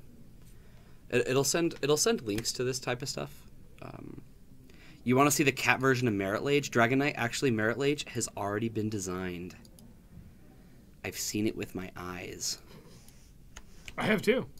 And I even wrote ARG on it. Because it was on a phone. You're working on a Night Ally token tonight? Yes! And now we won't have to use zombies. Excellent. I can honestly tell you, we have a couple of players here that play Gideon, and they will probably buy like 15 of those suckers. Jorgensen, I've seen it too. It's beautiful. Yes, it is beautiful. Merit Lage is eating a pirate ship. Just saying. I don't want to like give anything away or anything. Oh wait, yes I do. I will definitely be buying a Merit Lage for myself, and I don't even have Dark Depths. So what does that tell you? So that when you're playing against lands, no, you're using this token to kill me. Well, I'm excited because the more tokens that Leah produces, the more I buy for my cube. You know, at some point, I'm going to have like my own collection of just her tokens. See, I'm excited to play Bitter Blossom, partly because I get to play with the Fairy Rose. Yeah, we do have Fairy Rose. Yeah. Uh-huh. And something that's super awesome. And did you link the Patreon? I will. Let's link the Patreon right now. A way that we're having her decide what tokens are coming next. We're letting Patreons decide. So for $15, you get three of each of the new designed tokens. So that's 5 different tokens a month. They come out a month. Yeah. 3 of each. And then you also get a couple of randomized older tokens, and you get to submit an idea for the next one. For the next. So not just I want token. a Night Ally, but this is what it could look like. No, it's the token that you want. Okay. So for instance, let's say you have an EDH deck that you're playing, and you don't have some weird token, and that one guy who really wants that Sting token. Oh yeah, that's right. That's right. He'd be the only person. No, that's HC Fox. That's HC Fox. Yeah, right. Yeah. But for instance, I there was somebody who came up, and of course, just all the tokens that we have just aren't enough for them. So they look at it and they go, "Where are the Mer tokens?" And I looked at them and I go, "Jump on Patreon, make it a suggestion." It's like I don't know. If you want a Mer token, then you got to make it happen. And Leah will. It's awesome. I'm digging them. Everybody else I've seen is digging them. They're cool. we had a person today. See, I was in the back room, but a person came in and they started looking through the tokens, and immediately they go, "Oh my goodness! The title of the book is what is it? Or How to Be Spooky? Oh yeah, How to Be Spooky, On the spirit? for the ghost. for the spirit. ghosts, Yep, the that's spirit. great. I think we have some here. I think Maybe I put them out on the table, but it might be still here. and he goes, "How much are they? Like, I need to have them." Buys like 9 of them. Which is great for. Vic of 60, thank you for the follow. We appreciate it. Yeah, they're out on the table. I put them out on the table because lingering souls. Yeah. You know. Yeah. And speaking of that, now that I'm building this Nyx Fit deck, I'm gonna need lingering souls tokens. This is the one I'm excited to play. This is the one that Bryce is gonna be playing with, our fairy rogue token. Mirrors, some mirror tokens. So you just sign up for the Patreon. Suggest it. Mers would be cool. Just gotta sign up. It's pretty sweet just to have that. Did we link it in the chat? Yeah. Okay, we did. Have Okay. tokens. It was That's the TCG store. Did I do the wrong? I didn't do the wrong one, did I don't know. Maybe that's why I asked. I? Yeah. There it Oh, you did. Okay. Yeah. So there's a link above you. The Thopter token. The is Thopter fantastic. token is actually my #1 favorite token, Sir Sethers. And I got to take it with me to Portland and play in the GP all day with Warlord Virtuoso in my deck, and everybody was in awe. Mostly just me. Opponent, hold on. Just appreciate. just appreciate it. I'll even face this token towards you so you can appreciate it just as much as Captain I do. QC, you are the only one. Yep. I figured it out. I don't hate the basic tokens, but yes. I don't love them. There's some cool ones. I Don't think get me wrong. The unglued ones should be pretty neat. The full art ones. Mm-hmm. Those will be cool. Since they'll be so instantly recognizable and different. Right. See, there's a difference though, Captain QC. See, I like some of the basic tokens, but I like all of Leah's tokens. That's the difference. I like all of them. All right, we are at 45 minutes. That means we have 5 more minutes. At least. At least. I know a cool way to personalize a deck. You can alter some cards in your deck. Ooh, guys, I'm working on a dark ritual right now. I did the digital. This is for Mill Solutions, his Storm deck. It's gonna look sweet. Yeah. It's gonna be the best one yet. I'm already mad about that. Well, they're of the Storm ones at least. Okay. All right. There it is. Look at this. Perfect timing. Welcome in, Meal Solutions. Haven't seen you in a minute. Yes, the spirit guides are getting started. They're already started. Yeah. Yeah. For spirit guides alongside Tinder walls. I haven't figured out Tinder walls yet. Tinder walls. Yeah. Oh, that's right. You showed me. Bryce shows me the art and he goes, "How do I do this?" And I looked at it and I went, "I'm not an artist. I don't know." It'll be great. It's gonna be the most beautiful Tinder wall anybody's ever seen. So you figured it out. What you want to do. No. I figured whatever I do to it, it's gonna make it the most beautiful Tinder wall. When I come to my conclusion, I could just it will be amazing. Put Sharpie all over it, and it'll be better. Oh man. So Bryce, I couldn't help but to notice, but you're not wearing one of our cool new hoodies. I haven't acquired a cool new hoodie. Why? I don't know. I didn't know they were a thing until today. I bought mine. Nobody's told me about these cool new hoodies. Where do I get a cool new hoodie? Right here at Paragon City Games. Oh. How much are they? I think 40. That's a good price. Yeah. A cool new hoodie. Look at this guy. Yeah. I'm like wearing a white shirt. It's like he doesn't even care. Blinding light. You guys even... It's great, because then Captain QC can't see me. I'm hiding in the light. Now that I mention it, that was a good choice.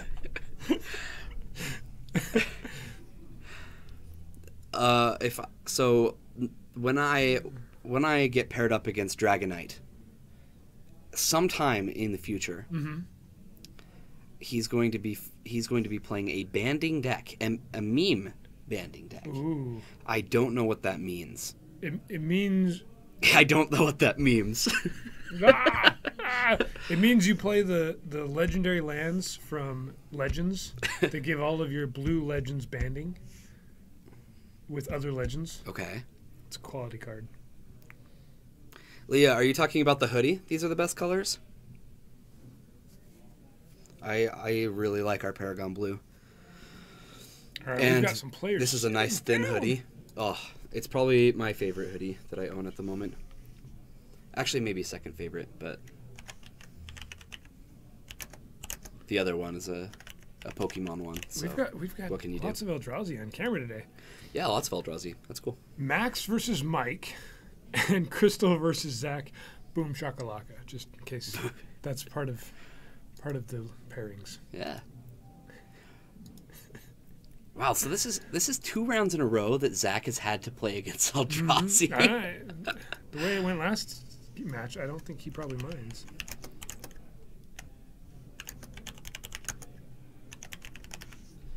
Take some notes, Bryce. Come on. What? Where? What? The hoodie. Okay, I got a pen. Look, and on the back, I don't even know if you guys can see. No, I Can you just see now? totally turned you off. You would. you got smaller. What's it say on the back? It says where heroes play. Paragon City. Yeah.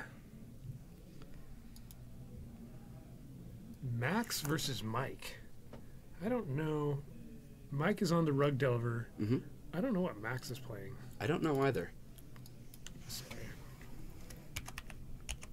What should we watch? Do you guys want to see more Rug Delvering? It's mono red in Legacy. Yes, it's called Burn. Eldrazi versus the 4-color blade. We just saw that matchup. Should we see this one? Yeah, we literally just saw the Eldrazi versus 4 colors. It's been a while. It was like 20 minutes ago. You're right. Literally. Actually, just 20 minutes ago. All right, here we go. Round 3, Legacy, fight. Yes. So one person has a Daze playmat. Does that mean there's Daze in the deck? Or he's just likes to look at spirit bird things. I had never considered that. Yeah. They're pretty. I really ought to consider options before I just spout stuff off, you know? Sometimes you just like looking at playmats. The playmat. The Invocation Days. Yeah, Invocation Daze is his playmat. Sorry if I wasn't clear.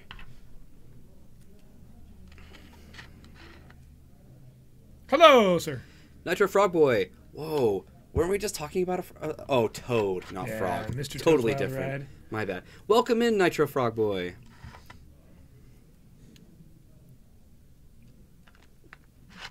Awesome. Just had to check in for a couple minutes. See you guys in a couple weeks.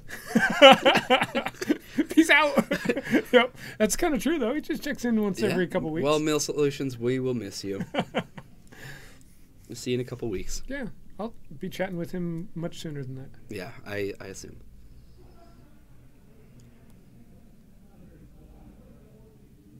We've got no opponent. We've got Magic being played over here. Let's watch Magic where it's being played. And we'll jump back. Yeah, we'll jump back over match. when they get started, which I assume will be in a moment.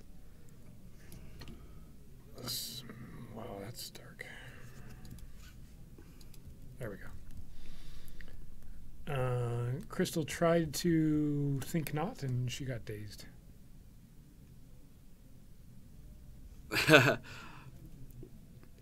Yeah, burns the deck. Definitely.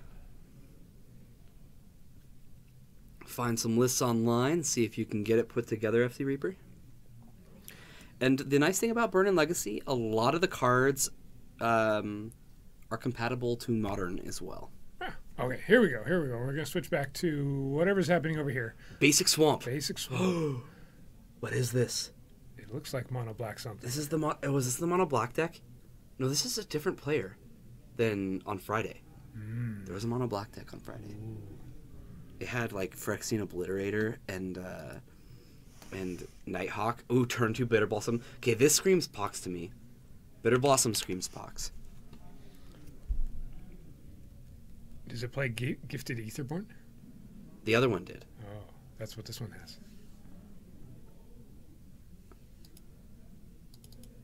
No.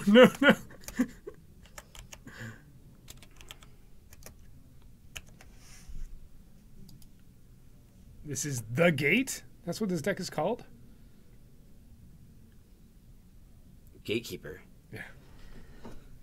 Bitter Blossom number 2. Oh, he's like, brainstorm. I gotta get this one too. Wait, does it I think this resolves. Unless he forces. I didn't see a force. Okay, there is a force. Force Pitch Stifle. Bitter Blossom 2 doesn't resolve. So my 1 of Bitter Blossom I'm looking to play, maybe I need more of them. Yeah, you need 3 to get one on the board. Apparently, this is, I mean, that's how statistics work. Right.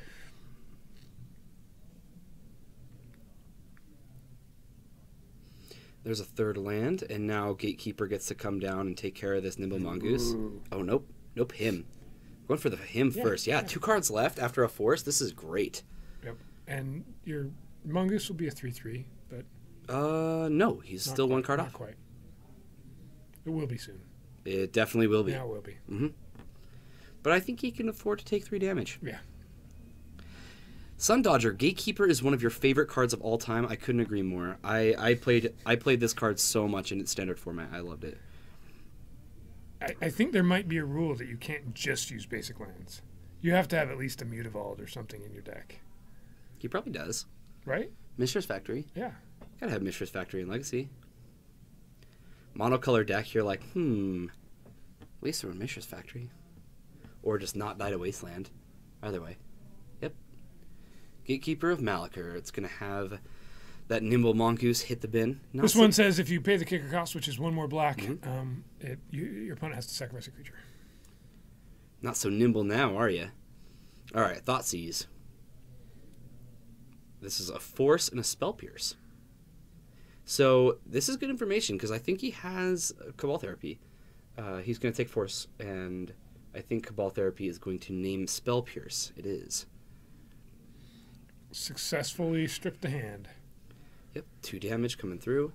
So question for Kyre. I couldn't think of any questions that need to be asked. Is it worth it to pick up a Black Vice? No. My answer is no. That's a personal opinion. If you really like the art on the masterpiece, still no. You just pick up a print of the art. Same answer. Yeah. In fact, I think you could do more with the print of the art. Yeah. Now, if you're playing the very first Magic PC game, Chandelar, then Black Vice is a really strong card. Huh? Yeah. Yep. There you go. It was great in that format. Yeah. And it was really easy to beat the computer with. Well, awesome. Mono Black just pieces Delver. Yeah. Like, made it look easy. It was easy. Here's a little bit different board state. We've got a Chalice on 2 with an itty bitty dice. There's really much larger dice right next to her. Just off camera. Yeah, I really need to make a sign made. Like, please use our dice. This dice that's right available for you. And tokens. That's okay. Zach is in the same boat he was in last time versus Eldrazi, where his 3-powered true name is racing and is winning because Ancient Tomb has dealt so much damage probably to Crystal. Yeah. Chandelar is the best. I wrote a very nice worded email once upon a time, probably 4 years back, saying, "Come on, Wizards, bring back an actual game that you can play," because that one was fun. Use our dice, or you lose your life. On the playmat. I always used to laugh because, like, before I started doing commentary, I used to watch the Star City Game Street live tournaments. Yeah. And I still do watch them from time to time, but I always used to, like, freak out when people use their own tokens on stream. They would, like, bring tokens out, and then, like, I'd be like, "What are you doing? Get that token off the board!" You know, and then immediately you'd see a hand come in and replace the token. Right. And I always just thought it was the funniest thing. Like, there's this person who has nothing better to do than just help you out with some tokens. Their spotter. Yeah. Yeah. Wouldn't that be great if we had a spotter who was just hanging out, sitting there, chatting with us on I an wish. iPad, telling us things that were happening in live? That would be amazing. That'd be great. That would be so nice. Why don't we just have another person hanging out?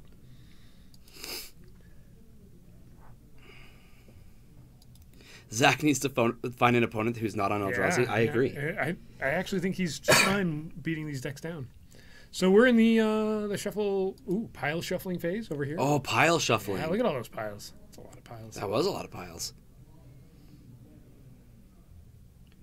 I know Jorgensen always likes a good old pile shuffle. Yep. Just for him. Yeah. This is great. A mono black deck. There was another word in there. That's something I haven't seen before. I had somebody beat me with a mono black deck, and it was a surprise. There was I think I lost a Gifted Aetherborn, but I don't think it was this same list. Dragonite, you want to be our spotter? Awesome. We'll pay you in gum. And we'd get all these messages that are completely meaningless to the game. Oh, look, I took off my shoe. If I spin hard enough, I can do a 360.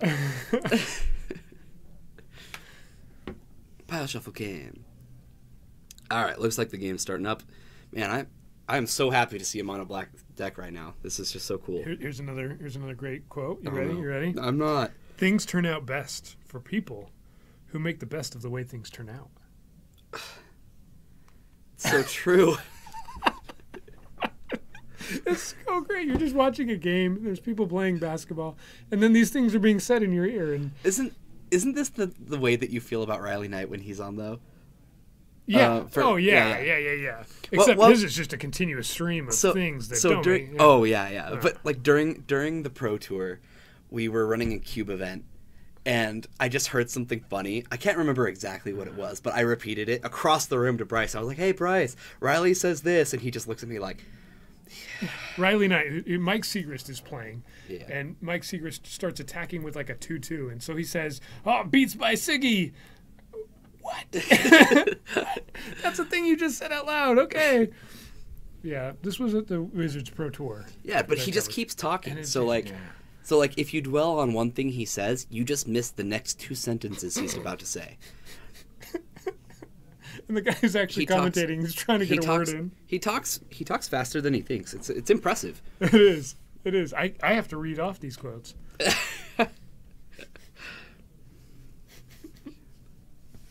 You only take Hubba Bubble Gum. That's fine. You know what? I'll see what I can do, Dragonite. I'm not opposed to that request. Oh, here's one you maybe have heard. Mm-hmm. You ready? While we're waiting here. Oh, we got a Thoughtseize. We got Magic being played. This is a mold of 5. Ouch. Yeah, that's brutal. So if I'm Max, I'm taking a creature. 100%. So this is maybe the most famous statement that has lived the test of time. He's talking about John Stockton, and a jazz player here locally in Salt Lake City, Hall of Fame player, right? Yeah. And he says, John Stockton is one of the true marvels, not just of basketball, or in America, but in the history of Western civilization.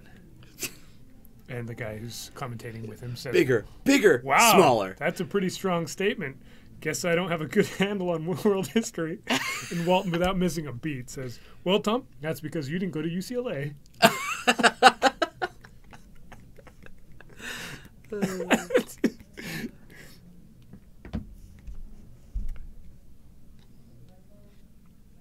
As a spotter, you don't do Windows? I don't know what you mean by that. Like Windows versus Apple? Okay, so he actually decided to take days off of the Thoughtseize. That does surprise me. It allowed him to play him, right? Yes, and that was the point. But I feel like maybe he just has all the creature removal he needs. Yeah. You know, like this turn he can play a Bitter Blossom, mm-hmm. Sure. This will shut down Nimble Mongoose for a couple turns. I see an Innocent Blood, but oh yeah. But not only is he the best point guard, but he's I don't even remember. Look back at the quote. Yeah. He's a true marvel of Western civilization. Mm-hmm. True. A true marvel. That's something that I aspire to be someday, you know? This Gifted Aetherborn is like a mini Vampire Nighthawk.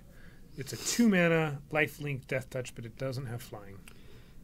No, but this card is going to be very good at keeping this clock hard for Mike to deal with. So every 2 turns he's going to have 2 fairies, and that's what these tokens are representing. You know what? We actually have fairy tokens here. Sure. Oh. Since we have them. I didn't put them out on the table because I was not thinking Bitter Blossom.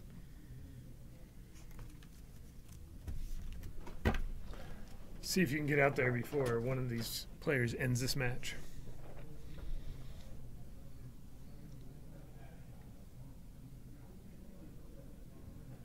So Kyer gets to do the Star City special, and you didn't actually stick your hand into the match, putting the tokens in. Oh, I've actually had dreams about being able to do that. That just knocked it off the bucket list. There wasn't a token to take. I am so proud of that moment. So thank you everybody who was here with me. Well done. Thank you. Ooh, we're going Bitter Blossom and Dark Confidant here. He's at 9 life. This is a little precarious. His curve probably tops out maybe at 3, if not 2. So he's only risking a little bit of life. Yeah. Yep, double block a Delver. Pretty easy decision to make. Yep. And he'll get to he does.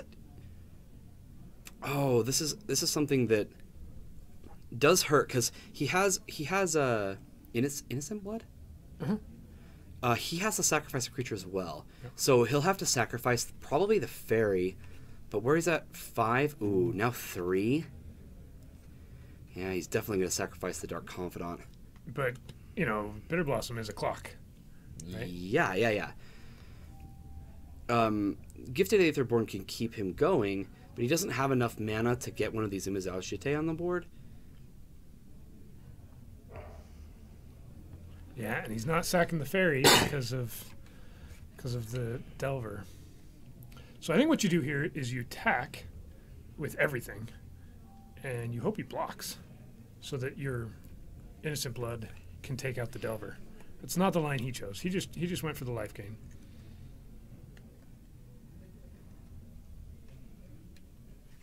All right. Spell Pierce. Yep. Jite gets pierced. Whatever it was going to get pierced. Obviously, the much better line of not playing the Instant Blood when it would have gotten countered. Yeah, he has to start chumping with these fairies every single turn. Not a position he's happy to be in, but here's another Dark Confidant trigger. Now, he only has 2 lands, so I assume at some point he would hit a land, but he's just not. There, he found one. Is it too late? That was your favorite part of the whole stream, Dragonite? That was my favorite part, so thank you for sharing that moment with me. I just took a screenshot.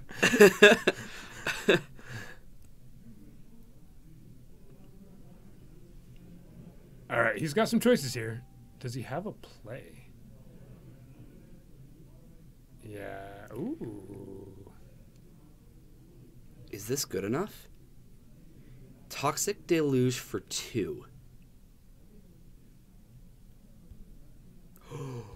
Wasteland, my own land, get Threshold. Yeah, make my Mongooses 3/3s. That does it. Wow. That's cool.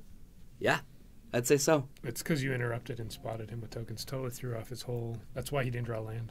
That's got to be why. Yep. Yeah. We're jumping over to our other match where Zach took game 1. This is maybe game 3? Maybe. Thorn of Amethyst. That's a card. Well, it's also a thorn. It's also a thorn. Yeah, of a stone. Makes no sense. Here's a 4/4 endless one. You know, Batsu, Miracles is not trash. I know there's a lot of people who feel that way. But here in this store, we have 3 players who are incredibly competent with the deck, and it is very, very powerful.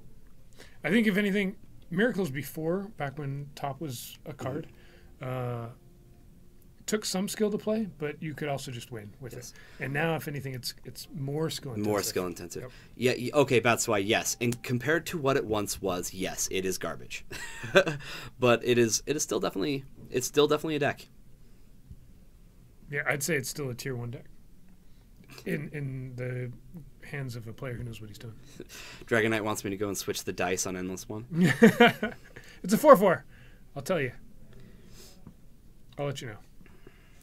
An uncounterable, paid 1 extra 4/4. Endless One.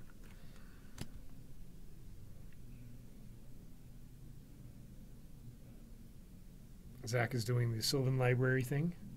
Where It's one of my favorite things. you've got cards in one hand, and you've also got cards also in your hand, but you have to keep them separate because those specific cards need to be put back. It's very complicated. Mountain Splash, yes. Grixis Delver, I would argue, is the best deck in Legacy right now. It's definitely the most played deck. It's the most played.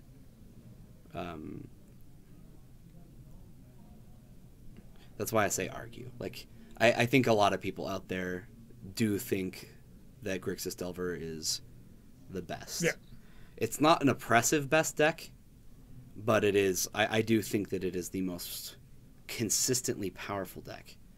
It wins a lot.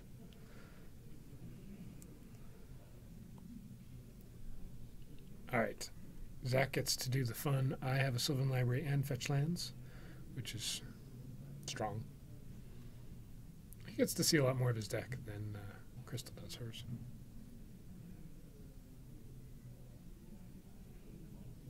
You don't think there's an argument, Shannon? I definitely think there is an argument, but I mean, me personally, I think that it is the best deck, but I could see arguments.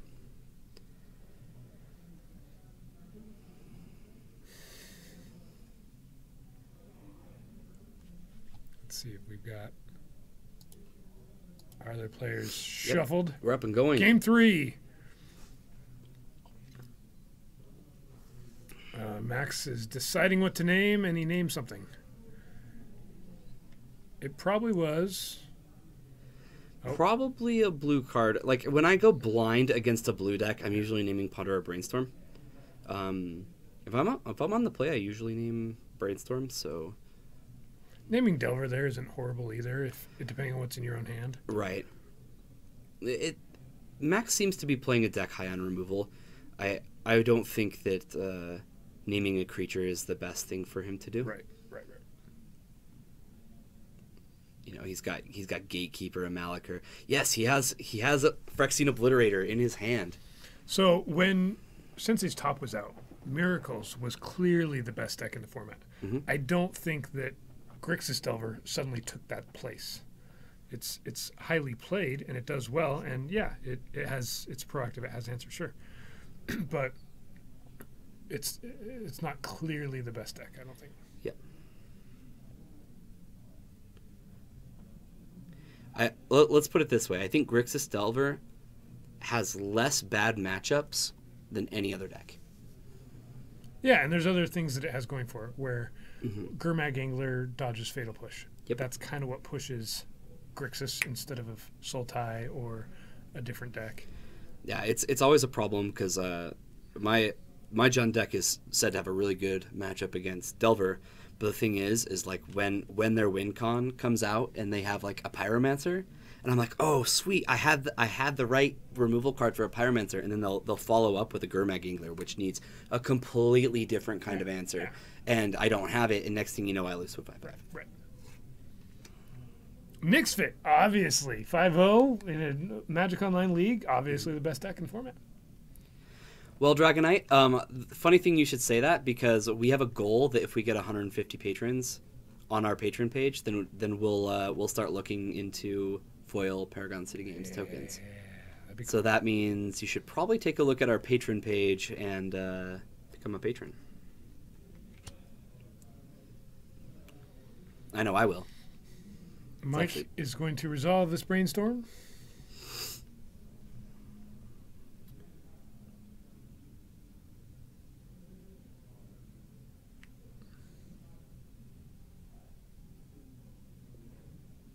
We have... I was kidding. We have another. They bend easily. We have another time for a Bill Walton quote. Oh no. I'll alter this one for Max here because Max is playing mono blacks. Okay. Right? So Max is not in the MTG Hall of Fame, but he's in the Hall of Fame of Life. So true. All right, Gatekeeper's going to come down. Delver is going to get sacrificed.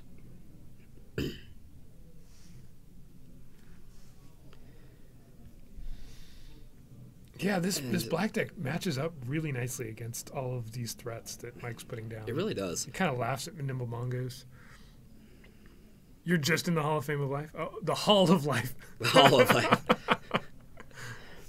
How many more donations do we need? We're actually not looking for donations, that's why. Take a look at our patron page. You want to link that real quick? I will again. Every month we're releasing 5 new tokens. And patrons will get There it is.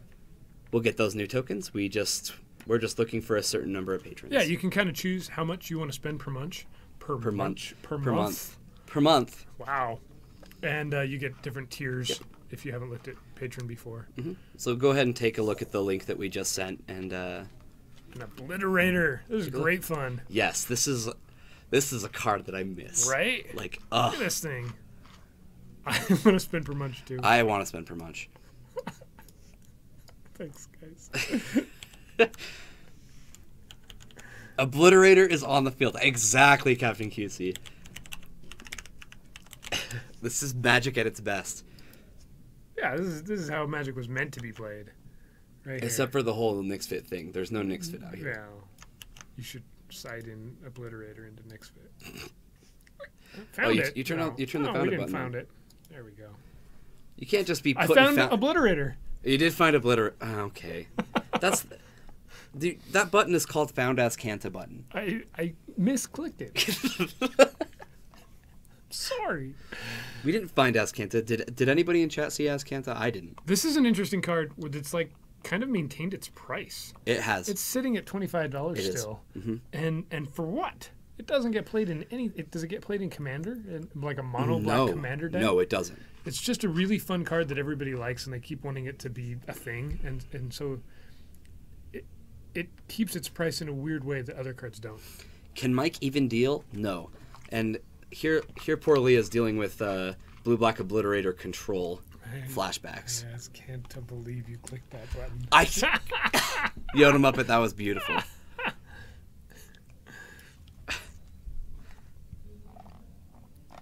You've seen somebody vial in an Obliterator? Ooh. That is nasty. We have seen no white splash. We've seen just mono black swamps. We've seen no non-basics. No, he says Mike. It's Mike. Yeah, this is just Rug Delver. Yep. Tadeb. No white here.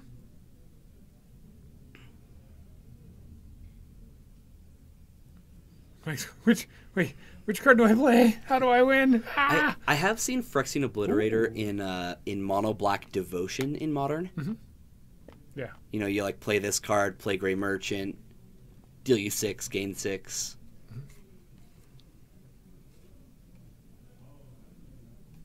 That makes sense. Mono black. It has and all Gifted Aetherborn was super huge for that deck as well. And it plays Demigod of Revenge. It was like one of the first cards I ever played with competitively. I played Mono Red. Demigod of Revenge, guys. I don't think that Max is going to play Demigod, but I want him to. Bitter Blossom and Dark Confidant come down. He went ahead and attacked with the Obliterator. Yeah, that's an interesting decision. I guess you got to kill your opponent at some point, right? Yeah. Meh. No. His opponent would not be attacking him. No, he didn't need to attack. I don't think Rug Delver has any bounce effects. Some decks I've seen like a 1 of Void Snare, but I don't think that's a thing in these Canadian Threshold decks.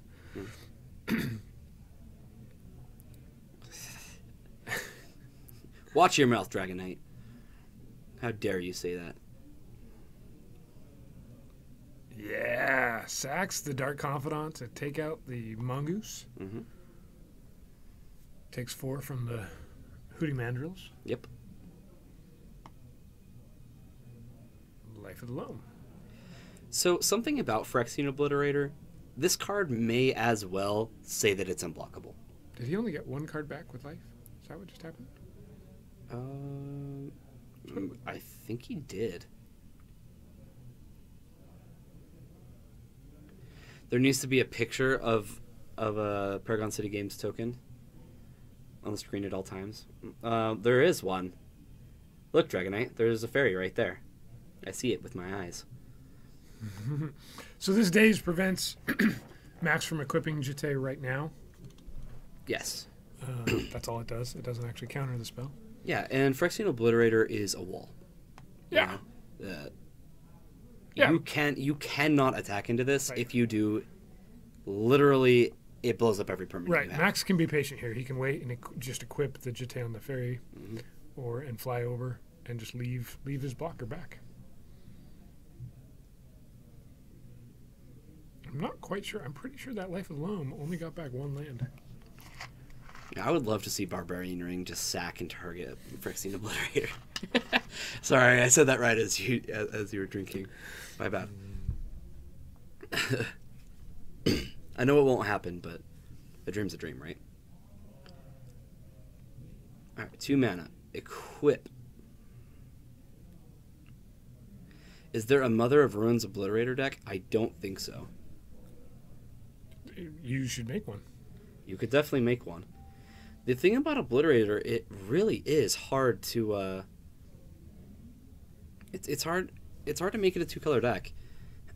Interesting that he equipped onto the fairy. The fairy with the Barbarian Ring out. That just took care of it.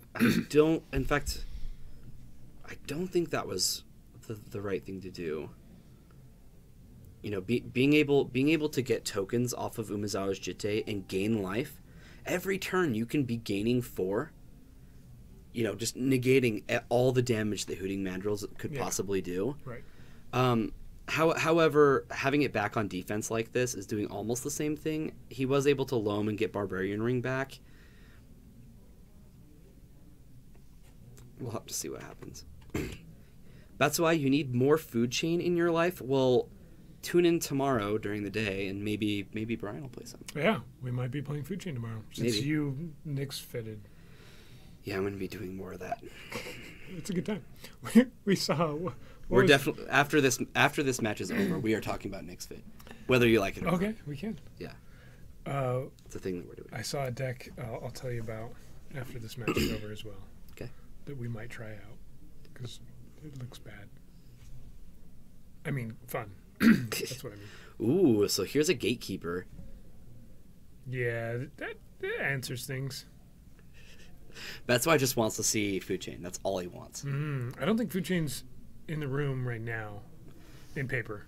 I don't think. Yeah, I don't think somebody's playing it right now. But yeah, Brian and I often play food chain on Magic Online. Yeah, so we do streams during the day. Yeah, so that'll wrap it up. It looks like Mono Black is going to take this one down. We get to see Mono Black next round. Mm-hmm. I'm so excited. Versus whatever happens here. Eldrazi versus 4-color Blade. Yeah. I don't think it'll be 4-color Blade. I mean, I think he won, but Zach always has to leave for the last round, doesn't he? Often.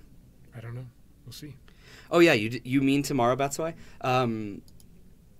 Yeah, so tomorrow during the day, I don't know where you're from or if that's even a time that you could be on our stream, but here, let me log into MTGO real quick and we can show you some things.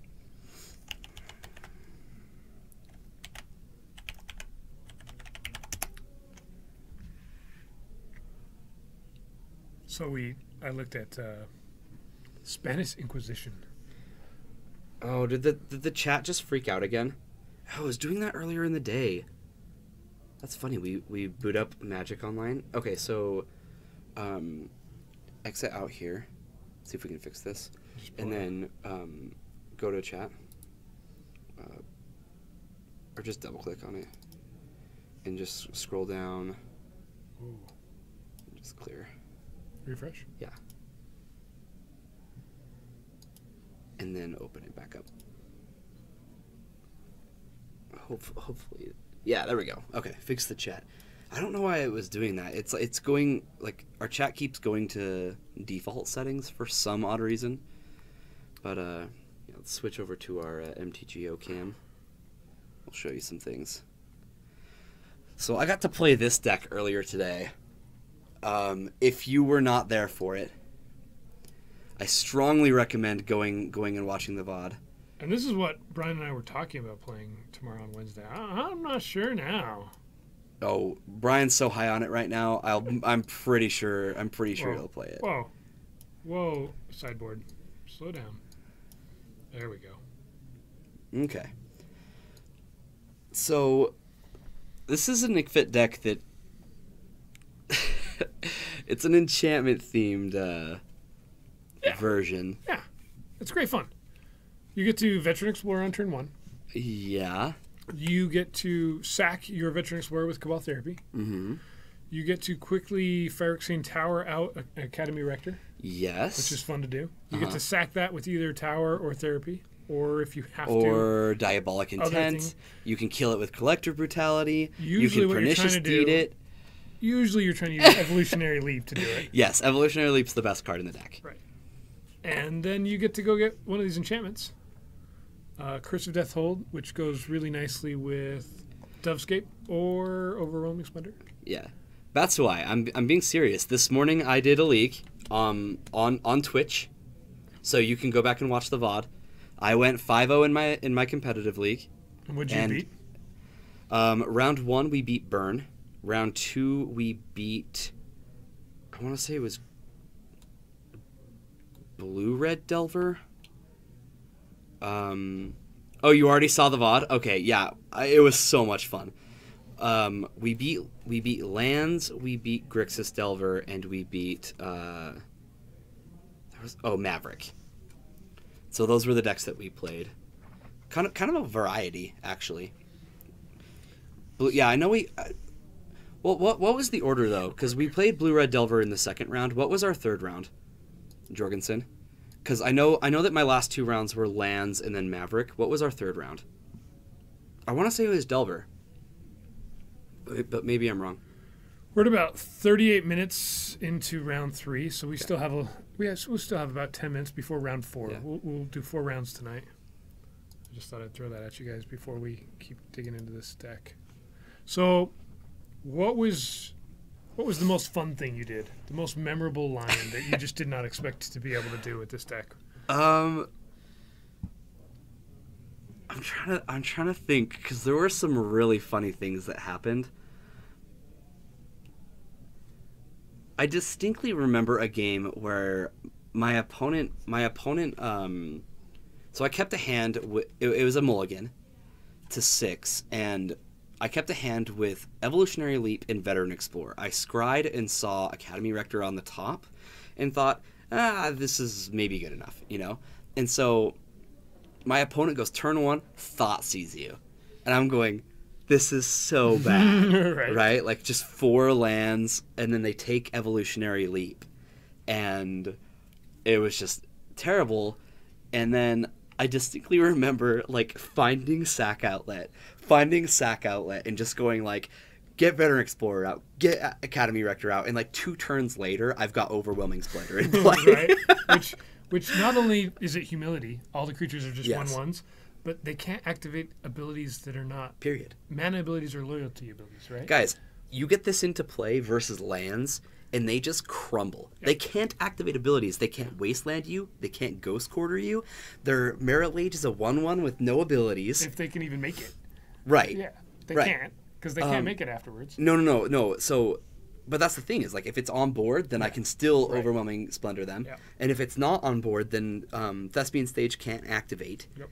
So this card is phenomenal. And you know what? It's really easy to get into play. It's really easy to get at least 1 enchantment. Right. Sometimes I picked the wrong one time. Mm-hmm. And I lost because I picked the wrong one. Yeah. So one thing we did get kind of lucky for is... if you think your opponent has too much to interact with you, you get to just Dovescape. Yep. And once you Dovescape, then every spell they play is another, just more and more 1/1s. which is a lot of fun. So now they all have all these 1/1s, and then your next turn, you just play another Academy Erector, sack it to like a Phyrexian Tower or the Evolutionary Leaf in play, go get Curse of Death's Hold, Yep. and then all of your spells are either creatures or things that get you 1/1s, and none of theirs resolve. All of their spells in their deck besides their creatures are... Did you get to Green Sun with a Dovescape out? No. I did not get to do that. That's a pretty sweet play as well. In fact, most of my kills involved Cruel Reality. Overwhelming Splendor is probably like the default go get that first, but there were so many times where I Cruel Reality'd even you know, if your opponent just has one creature in play or just one planeswalker which works in play, great against all the Delver decks. Yep. Then you just go get Cruel Reality, and next thing you know, like they may not be taking damage yet, but they're just losing constant life. Yeah. And not only that, but you have cards like Pernicious Deed in your main deck. You have Toxic Delusion your side, so like they start throwing their creatures onto the board, trying to keep up with the Cruel Reality and trying to put pressure on you, and then you just deed all their creatures, and then Cruel Reality kills them in like 3 turns. Right. Pernicious Deed is a great card. It's fantastic. It's just fantastic. And that's another thing to mention is Academy Rector doesn't always go get you Curse at Death's Hold, Dovescape, Cruel Reality, or Overwhelming Splendor. You also have the option to get Evolutionary Leap, which, like I said, that's like the engine card of the deck. It's because the only creatures in the deck are Explorers and Erectors. So whenever you leap, and one which you've usually already gotten. I fetch for it quite a bit. Yeah. But yes. So you've usually thinned it out of your deck already. Even if you do get it, you can just play it as your land drop and sack it to Evolutionary Leap. Yeah. It's fine. And then you immediately get another Explorer Erector. Yep, you always get an Explorer Erector. And what's nice is if you're looking for a Erector and you get an Explorer off of Evolutionary Leap, then you get to play the Explorer, sack the Explorer, and you go get 2 lands. So you get to sack you paid 2, and then you just go get 2 more lands. Yeah. And usually your opponent doesn't have any basics. Or very usually. Most from what I've noticed, most decks in Legacy run between 0 and 3 basics. Yeah. So I might help them a little bit at first with Veteran Explorer, but it stops very quickly. This deck plays 8 basic lands. Oh. The Helm combo out of the sideboard is hilarious. I never got to do it. I boarded it in against lands, but not against any other deck. It's amazing because it's just another threat as well, right? Mm-hmm. Like you can leave a lot of the combo still in it. Bringing in ley lines against certain decks just kind of happens anyway. Yeah. And then you just throw in one more card, and then you have this great answer. Right. Yeah. So once again, you can get with intent. There's a VOD. Go watch it. I had a blast. We had like 40 people in here this morning watching as well. It was a lot of fun. Brian's already like gone to people in like the Nick Fit community and like other subreddit and pages like that on Discord and whatnot, and is talking about the deck with people. It's apparently it's getting out there. So I know that the VOD from this morning has already gotten quite a bit of traffic. Did you ever bring in this to the slaughter? I want to say I brought it in against lands, maybe. No, what I think the reason that this card comes in is to deal with planeswalkers. Right. So, but Cruel Reality already does a pretty good job at that. Yeah. So, I can't remember if I boarded it in or not, but I like it. I actually think it's quite good. How about Lost Legacy? Did you ever bring it in and play it? I don't even know what I would bring it in against. Would you bring it in against Storm? Yeah, any combo deck really, right? If you can take out their Emrakul or their Show and Tell or their Storm whatever card, your Infernal Tutor or your it depends on which version of Storm, of course. Right. Taking Cunning Wish, but I messed up with the card on Magic Online. I played it fully intending to take cards from their hand that were in their hand, and I clicked through it or something. It was a great time. You just left the one in their Everybody hand. in chat loved me. I was worshipped for my amazing play skills. Is this why Captain QC has such an issue with you? I There's several reasons. But Oh, that's probably one of several them. reasons. Yep. Okay. And Brian wasn't in the room at that time, but he was just looking at me. What are you doing? What are you doing? What are you doing? Sigurd is also interesting as well. I don't think I boarded that in it as well. The thing I don't like about Sigarda in this deck is it's another creature that gets hit off of Evolutionary Leap. Right. Except when you bring it in, you actually want to hit it, right? Or you green send for it. I mean, that's the reason, right? But like, what matchup is that? Definitely anything that involves Liliana Veil. I have Cruel Reality. We had it main deck originally and moved it aside. Yeah. But we have brought it in. I don't remember the exact matchup. The main deck of this is so solid that I don't remember bringing in a lot of cards. It is challenging to cut cards from this, isn't it? Yeah. Like swords are easy to come out versus Storm. We played against a lot of Sure. Storm. You didn't play Storm. You saw Burn, Delver. The sideboard is very clearly against combo. You have Lost Legacies, you have Thought Seizes, and you have Ley Lines. So that's all really, really good. I like Sandworm Convergence versus decks like Delver and lands. You know, like Merit Lage can't attack.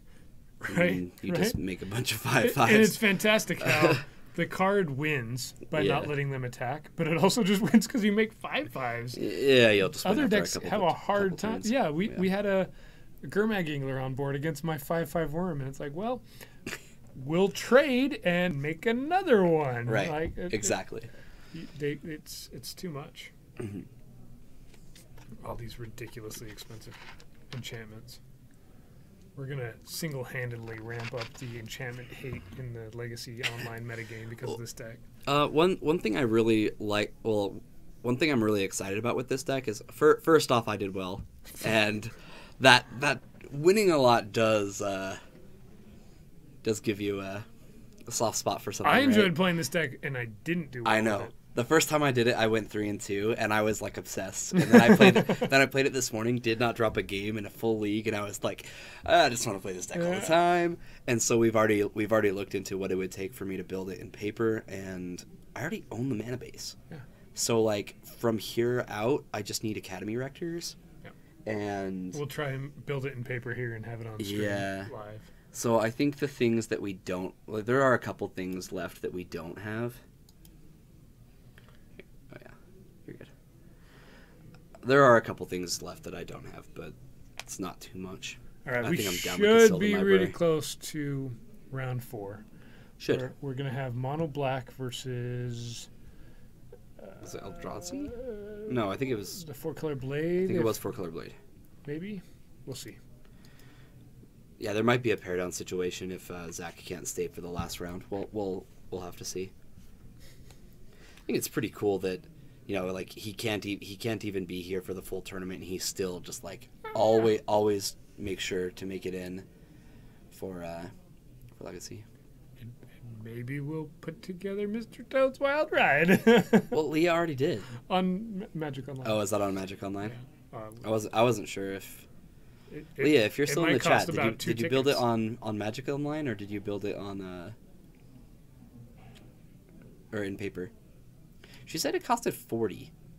That screams paper to me, because she said that she already owned the... Yeah. It's really cheap. That's awesome. Paper? Yes, see? Paper. Well, I'm sorry that it's a long drive for you to be here, but we'd love to have you here and spotlight a little bit. The tombs are already online, so it's just a matter of buying all these cycling lands that would add up to a total of like 6 tickets. Right? I want to say Brian already has the Ancient Tombs online, so like this deck would be nothing. They're coming in 5 better. One better not be delayed. Oh no, that's the worst. Or I'll be having a word with them. That'll be cool.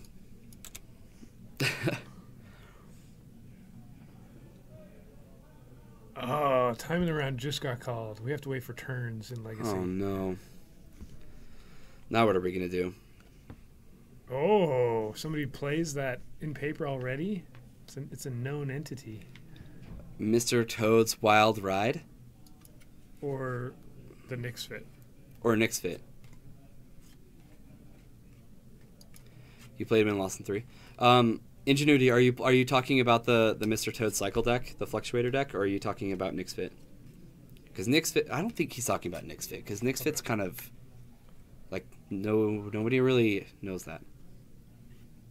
You know, like nobody. Nick's Fit's not something that people know about because it's a brew. I can't remember the name of the person who brewed it, but it came to our store somehow. It's almost like Brian knows people or something. Maybe. Throwing darts at a board.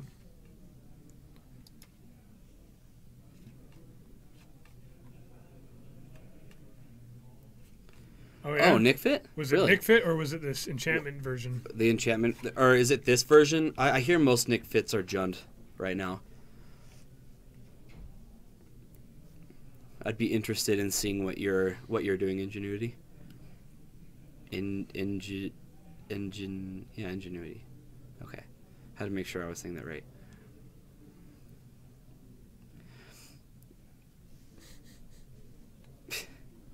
All right. I haven't even read the article, but every couple weeks on Tuesday, somebody does a recap of Magic in the week that the last couple weeks. So if you guys need a moment break while we're waiting for players to sit down, every time I find this just hilarious and funny.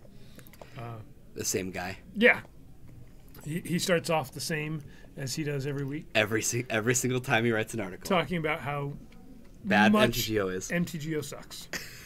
And every time he figures out another way to put it into words, which is great. This time it's talking about asking how Genesis Hydra can still possibly be broken in the game and that it's just never been fixed.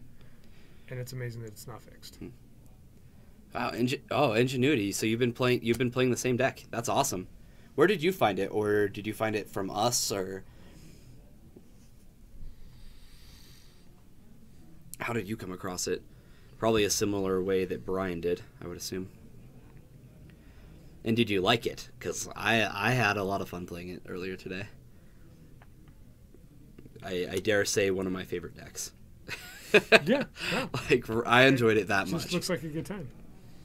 Let's see if I can pull up. I don't know why, but like cheating into play things like Gristlebrand and Emrakul, I personally think it's super boring.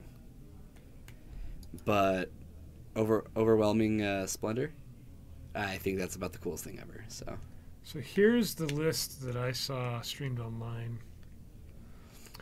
We can chat about this. Oh, for just a Spanish moment Inquisition? here. You mean this one right here? Oh yeah. You have it. The same link. Great. It was right there the whole time. That's awesome. I'll show you guys this real quick. This deck looks kind of interesting. Okay. It looks bad, but here's the point of the Scroll up on the mouse a little bit. There we go. There we go. The point of the deck is to play all of this Chromox, LED, Lotus Petal, and rituals to draw a bunch of cards off of. You got not Summer's Pact, Cruel Bargain, and Infernal Contract, where you just lose life but draw 4 cards. That's okay. You have Land Grant to go get one of your 2 lands, being either Bayou or Dryad Arbor. Okay. And then you have 2 win conditions. You either are storming with Tendrils of Agony, Okay. because you've played all of these 0 mana things and rituals, or you're Charbeltering. Whoa. This deck's trying to do a lot of things. It looks hard. It looks pretty bad. Yeah. It is, most of the times. But there's some interesting things you can do. Okay. You can set up to a point where your only card left is Infernal Tutor, but you're out of mana and you have a Charbelcher on field. Okay. So you can tutor for a Lion's Eye Diamond to get your 3 mana to activate Charbelcher for the win. There you go. But sometimes you still have a mana or 2 left in your deck, so it's just a gamble whether or not you're going to find enough. The creatures that are in the deck are things that you're sacking for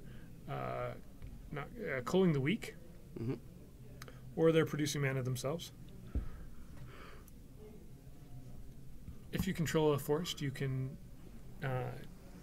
give your opponent 5 life instead of paying its mana cost, so it's free. And I like this one. if it enters the battlefield, return target card from your graveyard to your hand, and then they return a card from their graveyard to your hand. if you need something difficult to do, try this one out, guys. Why would you play this bad deck when you can play Parfait? Right? I think you're right. Tomb of Arami. That's awesome. Yeah. So here's a deck. Oh, cool. Do we have people sitting down yet? Probably not. Nope. Sad. Here they are. Here's all the people that are not there. Here's the people that are not there at our other table. I don't. So the reason Skullwinder over Ewit is because Ewit's double green, and oh yeah, that's what you said. Sorry, because double green. Yeah, so it's double green, and you're giving your opponent a card that doesn't matter. Like you're the combo deck. Usually, you're only playing that during your combo, so that's why. But even then, it's not. It's probably not the best thing that could be in there. So the recap article is all just about how Magic Online sucks and unstable. That's all. Unstable. I'm really excited. I've already pre-ordered a box. I have plans for that box. What are the plans for that box? I'm gonna hold it for a long time. Yeah. Yeah. I'm not sure how well that'll do for you, but okay. No, I don't want to do it for value. Oh.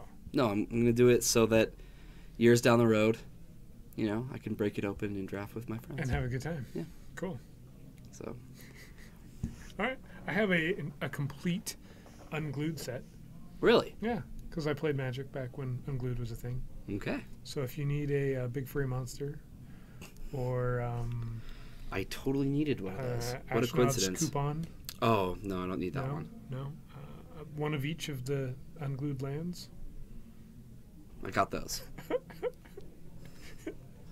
I don't know why I still have it. It's worth less and less every month, it seems like. They're pretty useless. Guys, we're sitting here waiting for round 4 to begin. Still. Mm-hmm. Yep. Just hanging out. Yeah. Who wants to go to ads when you can just hang out with us instead? It just seems like We kind of are the ads. we are the ads. We should tell you about things. What do we have to tell you about? We've already told you about the tokens. Mm-hmm.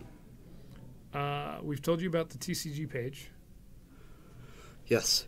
You probably have seen the little pop-up for the Vintage Magic tour of the shop. We could give them the YouTube link to Daniel Chang's. Yeah, we could again if you want to. Daniel Chang's. Or did we already? It popped up. Just MTG That's fine. Bot does We it. can talk about it. Here it is. So I'm not sure how many people are familiar with Vintage Magic. I would assume some of you definitely are. But Vintage Magic had Daniel Chang come to our store, and he did a little walkthrough. It's about 25 minutes. So if you have not been to our store and you'd like to see what it's like, you can vicariously walk through it. Are either of us judges? The answer is no. We're very good at making bad judge calls. I am really good at talking about magic. Wow, really good. That's all. Hold on. I think I've got a quote for that. I practice all the time. I think I have. I practice. I think I have getting a better. Bill Walton quote for that one. I swear I'm getting better. Kyer here. Oh my goodness. I'm going to replace Boris Diaw for Kyer. Okay. Oh. Are you saved? Nope, I have time. We're going to celebrate his brilliance. And when you talk about Kyer, you realize what a classical human being he is. Mm. It was 201 years ago. When today, Beethoven's Symphony No. 3 in E-flat, which escorted the age of Romanticism into music. And when I think of Kyer, I think of Beethoven and the Age of Romantics. This guy has it all. Can you imagine? He's talking about a basketball player in the middle of a game. I'm like 100% sure that is the first thing that people think of when they think of me. Yeah, you know? Yeah, Beethoven. What'd I miss? I don't know. Your head is fried from research, huh? Yeah. Why do you do that at the library? Yeah, that's a weird thing to do. Seems like a. All right. Grad school hurts. I believe it. That's why I didn't go to school, and I'm talking about magic instead. There you go. So that gives me a feeling that wasn't that funny. Pro tip, kids. Grad school does hurt. It doesn't hurt. No, it just keeps hurting actually. It's Because after you're done, you just get to keep paying for it. yeah. Yeah. It doesn't stop. You're not as stressed Okay. because it's stressful. Bigger pro tip, Admiral: having kids, your first kids, while in grad school, is also hard. It's like Captain QC trying to play parfait. Just trying to do things that are tough. Yeah, Magic and grad school. So you probably get to play Magic like once every month, sometimes, maybe. Right. All right, we've got. This looks like a Josh Snow. It does. Josh Snow on your left, playing some blue-white control. Are you sure? Today he bought an ensnaring bridge. Ooh, I've got a quote for Bridges. Oh no. Reasons I don't have kids. Grad school. Yeah, that's why I lives on the street because of because of Magic. Because of Magic. If it weren't for this place, that's why I would pretty much be in the same scenario. On the bright side, Paragon City Games understands that I have a bachelor's degree amount of information stored in my brain for Magic instead of important things in life. I say that jokingly because Magic is important. All right, so mono black or Mono black. blue, black. Max. This is Max versus Mike. No, he hasn't done it yet. Oh yeah, he hasn't done it. You're right. And Brian versus Terry. Is that Food Chain Brian? It is. Ooh. Wait, Batsuai. We've got some Food Chain. I'm pretty sure. We do. We got some Food Chain. How do we show both of these matches at once? I have no idea. Unfortunately, I have no idea. What are we gonna do? I didn't know that Brian was playing in the tournament. What was Terry on last week? Wasn't he on a Delver deck? Or no? I'm not sure. All right, Get rickety we'll ranked. find out. I kind of want to see mono black versus blue-white control. Yeah, But most people don't want to see blue-white control, do they? No, not only that, but this is a matchup way use split screen. I mean, that's what we're doing, but we can't actually show you that. We could, but they would be really small. They would. All right, here we go. We got Food Chain versus Terry. I think find out this what is the Terry's match to watch. I know that the other one is probably our finals, or Max is just getting pared down because Zach wasn't able to play his last round because I don't see Zach anywhere. But I just cannot see a scenario where mono black beats Miracles. But what if it does? I know, but We'll switch it over if there's anything super exciting for you guys to see. We can small screen Food Chain here. we can try. We could also do this. But then we'd be delayed. So that won't work. No. All right, here we go. Food Chain. Brian kind of knows what he's doing with Food Chain. I've seen him impressively Magic Online click. And there's a lot of clicks when you Food Chain combo. Yes.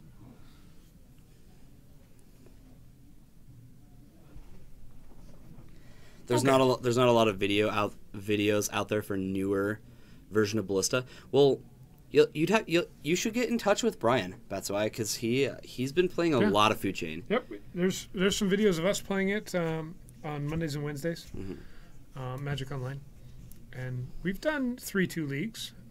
Yeah. All right, so this is Manipulate Fate. Let's actually pull this up. Oh yeah. For those of you who haven't seen us. Oh no, I just meant to pull this up bigger. Oh, you want to see this bigger? Here we go. Manipulate Fate's not a bad one to bring up, though.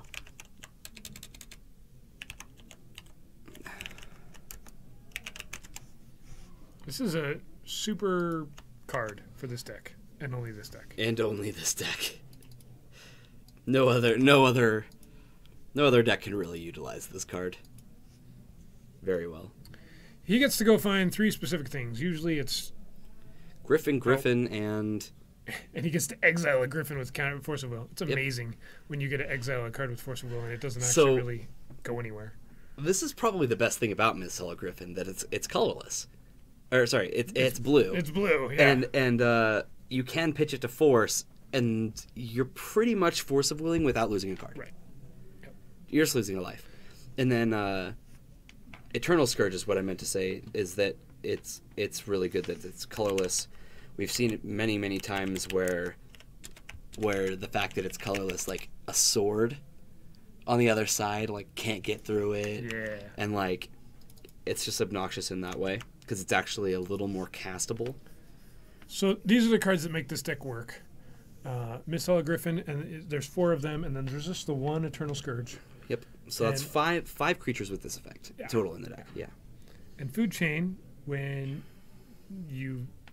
to activate it, you exile a creature card, and then you get to add that mana cost plus a little bit more. +1. Right? And you get to choose the color. Yep. So what you can only use it towards creatures, though. Right. But that's not a problem in this deck.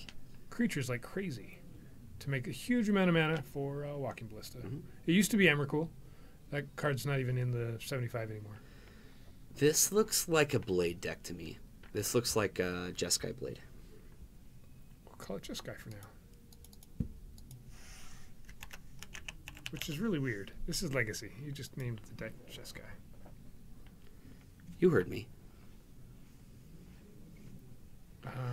I'm pretty sure Brian's playing all 4. Brian has always been playing for Griffin.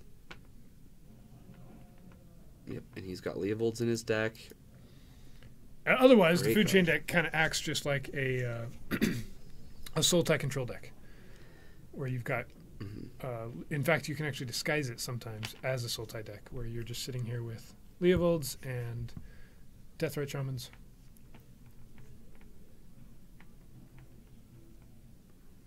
He also plays a 1-of Misdirection main deck, which makes for some really fun Magic Online interaction because Misdirection can break the game. But there are some fun things you can do with Misdirection. All right, so it looks like he's going to Swords. So Ooh, did he miss his draw? Oh, there it is. He probably announced the draw and then just, threw it down, knowing that he was going to let it happen. So Food Chain's going to get forced. Yep. And now Brian may be in a little bit of trouble. He's still got a few turns to figure it out. Yep. He did gain 3 life off of the Swords, so Source of Plowshare has pretty much negated an entire True Name Nemesis attack. And a second True Name Nemesis was pitched to Force of Will. Now Terry's on 1 card. And so what Brian's able to do, even if he runs out of cards, he can just always play a Miscella Griffin or an Eternal Scourge from exile. Yep. And that's what's going to start happening. Brian may have very few cards in hand, but he's got 4 creatures that he can play that are sitting in his exile right now. Another one. All right, here's another Food Chain. So if Food Chain resolves, he can play all 5. 4? He has 4, right? 4 creatures in the exile? Yeah. Yep. And he can just make this happen now. First is the Eternal Scourge, and then he exiles the Scourge, gets Griffins, and just goes. And you should see how different this is in paper than on Magic Online. There's so many clicks that take place. There really are. To make this combo happen. It's really kind of silly that Magic Online, you're not able to demonstrate a loop or set up a path to repeat something. Right. All right, so he's got 3 mana tapped using Deathrite Shaman.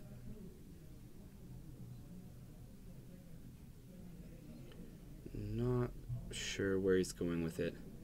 I think he might just cast Eternal Scourge. It's a 3 mana floating, and then he's sacking Food Chain to get 2 mana? So he sacks the Deathrite Shaman. Okay, there you go. Get 2 mana. Use 1 of it for a new Deathrite Shaman. Ta-da! Kill you! He had the Walking Ballista in hand. Yep, so he plays all of his creatures. Yep. So he just says, I gain a ridiculous arbitrary amount of mana, through the food chain loop, and then here's a ridiculously big walking ballista Yep. that can immediately come down and ping for lethal. He doesn't even have to go to combat. Nope. Brian gets game 1. That he does. Man, he had the hand. He really did. He had the walking ballista. He had 2 food chain. He had the manipulate fate and the force to pitch a Miss Hollow Griffin. He really did have it all. All right, let's look at Brian's sideboard since we have it for a change. Brian has 2 Fatal Push, one of Diabolic Edict, a Toxic Deluge, a Fairy Macabre, a Massacre Worm. Do you want to just take a look at this real quick? We could just pull it up here. Move chat over. Instead of me announcing it to you guys. Man, sometimes that clearness. Here we go. So I've got most of the main deck hidden here, but here's the side. The one of Basilisk Collar, I'm not sure if he's still on that or not. He was just trying that out. That's interesting with Walking Ballista, but it's kind of the 75th card. It was kind of a flex card he was trying out. Flusterstorm, Teferi's Response is amazing against Wasteland, Grafdigger, or Ghost Quarter, or just lands in general. And Primary Trap for Storm. Yep. So yeah, he's running a Search for Azcanta. Yeah, he loves Search for Azcanta in his main. I mean, I'm a fan. He said it's fantastic. He never dislikes it. Wow. It's a strong deck. The fact that it can sit here and play this soul tie game for a while is always just a strong thing happening. But there's our other match. These guys are shuffling. So we'll stay here for a sec. We'll see what's happening here with this mono black versus blue white control. Looks like blue white control is doing what you said it was going to do. Yeah. Looks like it's going to win. I feared that. We'll see. It might not yet. Bitter Blossom died. Now it's pretty much dead.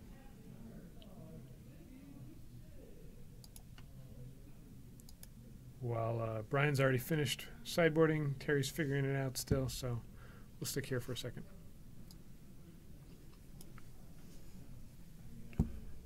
You love Teferi's Response in your Infect sideboard?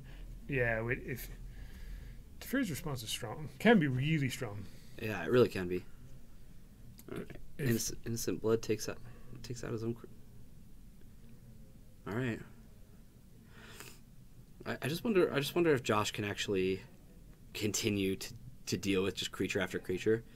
Max has a lot of creatures in his deck, but it looks like he's well equipped too. Josh has enough cards in hand. I think he's going to be all right. I think so too. He's got like Ponder, Brainstorm, Snapcaster, 2 swords. Ugh. I don't really mind that Infect is terrible. I don't either. Yep. But because it's terrible, it can kind of surprise people. It can. Right? And they might not be used to playing against it. I guess that's silver lining type of thing there. But yeah.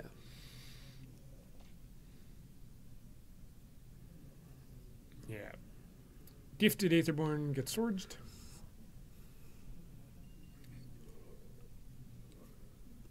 And we see a Jete versus a Jace, just right where you want to be if you're mono black. Exactly. That's the board position. 6 lands, a Jete, and no creatures. That's where it's at. We have been. It's true. Live for 2 hours, 53 minutes. All right, we're going to jump back. Here we go. Game 2 of Food Chain versus a blue-white-red blade deck. Mm-hmm. We haven't seen Stoneforge yet, but I kind of assumed to see it. Do we stream EDH? Absolutely not. That sounds like a nightmare. We do not stream Commander or EDH. No, neither of those things. Neither one. They mean the same thing. Well, they mean different things to different. See, true Commander players call it EDH. I always call it EDH because I've been playing Magic long enough. Since it was EDH, yeah. Before the changeover. Yeah. Before the EDH Commander name change. It's whatever. But, no, we do not like... yeah, streaming EDH would be a nightmare. I like playing it. We don't have a huge competitive 1v1 commander thing. There's a No. huge commander presence here. There's Huge. there's guys playing right now. There's like 5 guys playing a match, Mm-hmm. and it's a Tuesday. Yeah. And then on Friday there's 10 people here playing at least, if not more. Yeah. We get a lot during the day, Yeah. actually. Yeah. Commander players. EDH to new players, I think people call it Commander. Yeah. I don't know why. Because they know what the commander product is. Yeah. All right. Stoneforge Mystic. It is going to get Batterskull. I was right. Blade. It's a batter. Remember we talked Oh, about the this. batter on the when skull. when you get pancake mix on your head and you have I hate it when you're, that happens. you're a batter skull. Yeah. I get called that all the time. It's because that I don't cook anymore. Thanks, little gigs. I really appreciate the compliment. I'm sure it's a sarcastic comment. Keep it up, guys. It's awesome. What do you call EDH to newer players?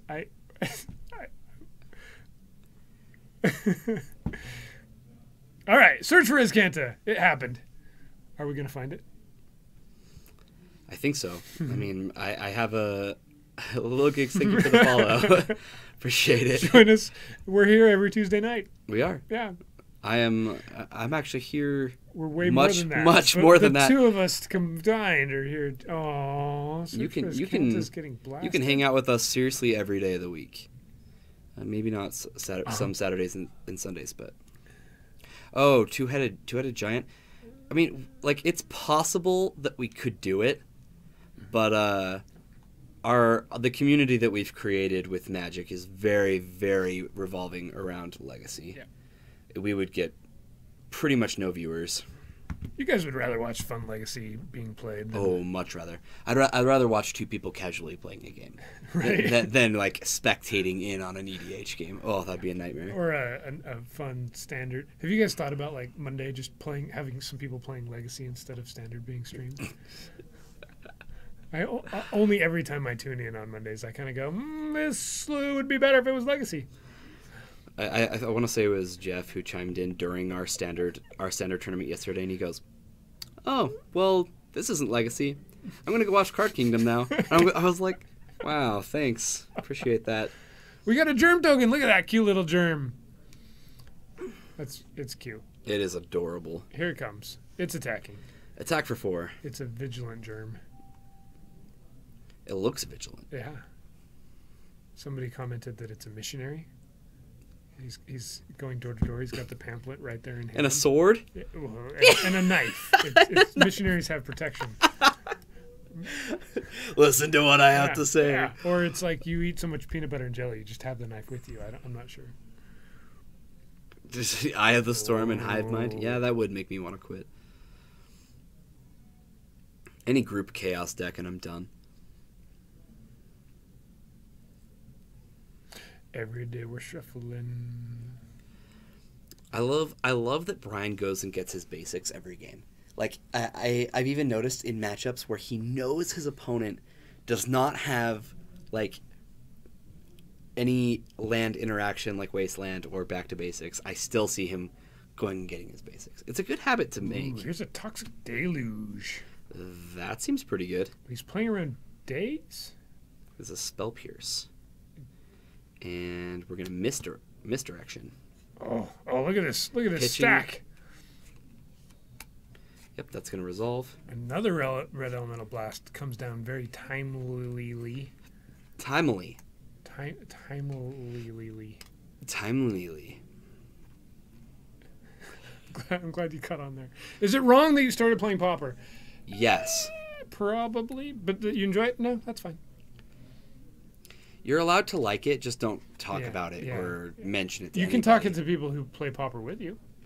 No, I wouldn't even do that. Oh, man. All of the blasts. Wow. Terry's got the answers. The sideboard cards are coming in. That they are. I got it. Noted. He's not even like upset about it or anything. He's okay. Good. Lightning Bolt gets Brian. We that was a quick go game. to game 3. Both of those games very decisive.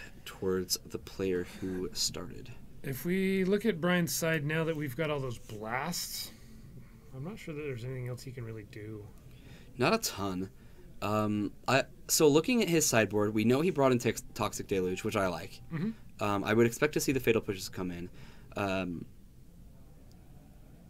Because they can kill the Germ or Stoneforge. Yep. It can't kill True Name Nemesis, but Right. what can you do? Diabolic Edict can. Diabolic Edict can. Right. In fact, I would bring in Diabolic Edict as well. And Flusterstorm's pretty good. Yeah, Flusterstorm's pretty good in the matchup. It looks like there's going to be a lot of counter wars. I also like Pithing Needle. In fact, I like Pithing Needle a lot. You like Pithing Needle against Stoneforge? So suddenly we're bringing in like 10 cards, which I don't think Food Chain does. Yeah, they're not very good at doing that. But these are the cards I like in the matchup. It's possible he just doesn't play Fatal Push. Although I will say, being on the draw, I like being more reactive. And being on the play, I like being aggressive towards my game plan. So it's possible that he boards out a lot of this removal and those type of things to be more aggressive towards the combo this game. We were messing around with a deck list that we can show up on screen, which works great for. Oh, for the yeah, I PCG. actually did see that. I need to talk to you about that after so that we can get that set up in a part of our stream. That'd be great. So while these guys are doing shuffling and we're done. Here we go. It's the Pithithithithing needle, Captain QC. Oh, the Pithithithing needle. Pithithithithing. Yeah, the Pithithithing. Yeah, Mm-hmm. that's what I said. Oh, yeah. We're saying the same thing. Yeah, I don't know what I was thinking. Ooh, we've got a mulligan from Terry. All right, so while he mulligans, real quick, I'll show you what's happening at our other table. I have no idea what was Him to Taraking. Okay. We were him to Taraking right I was there. like, so many morphs. What are all these cards? I was like, where's HC Fox when you need him? Dark Confidant is going to get Yeah, counterspelled. this is gonna go to the bin real fast. Oh right, thanks. Yeah, the Pithithing or the Pithithithing. No. Or the Pythithing? No, it only is Thanksgiving. Then Oh. If you just had some pumpkin pie. We're in that area. Thing. We're in the holiday area. Nope, There's it's plenty over. of pie. It's over. Maybe next week. So I can't have pie? Nope. You can have pie thing needles. It's hard to do. All right. Let's go away from this. And let's watch this. There See we if go. it keeps. Scry. There we go. Things are happening. We're going to start playing cards. We've got a Swamp. We've got a Deathrite Shaman.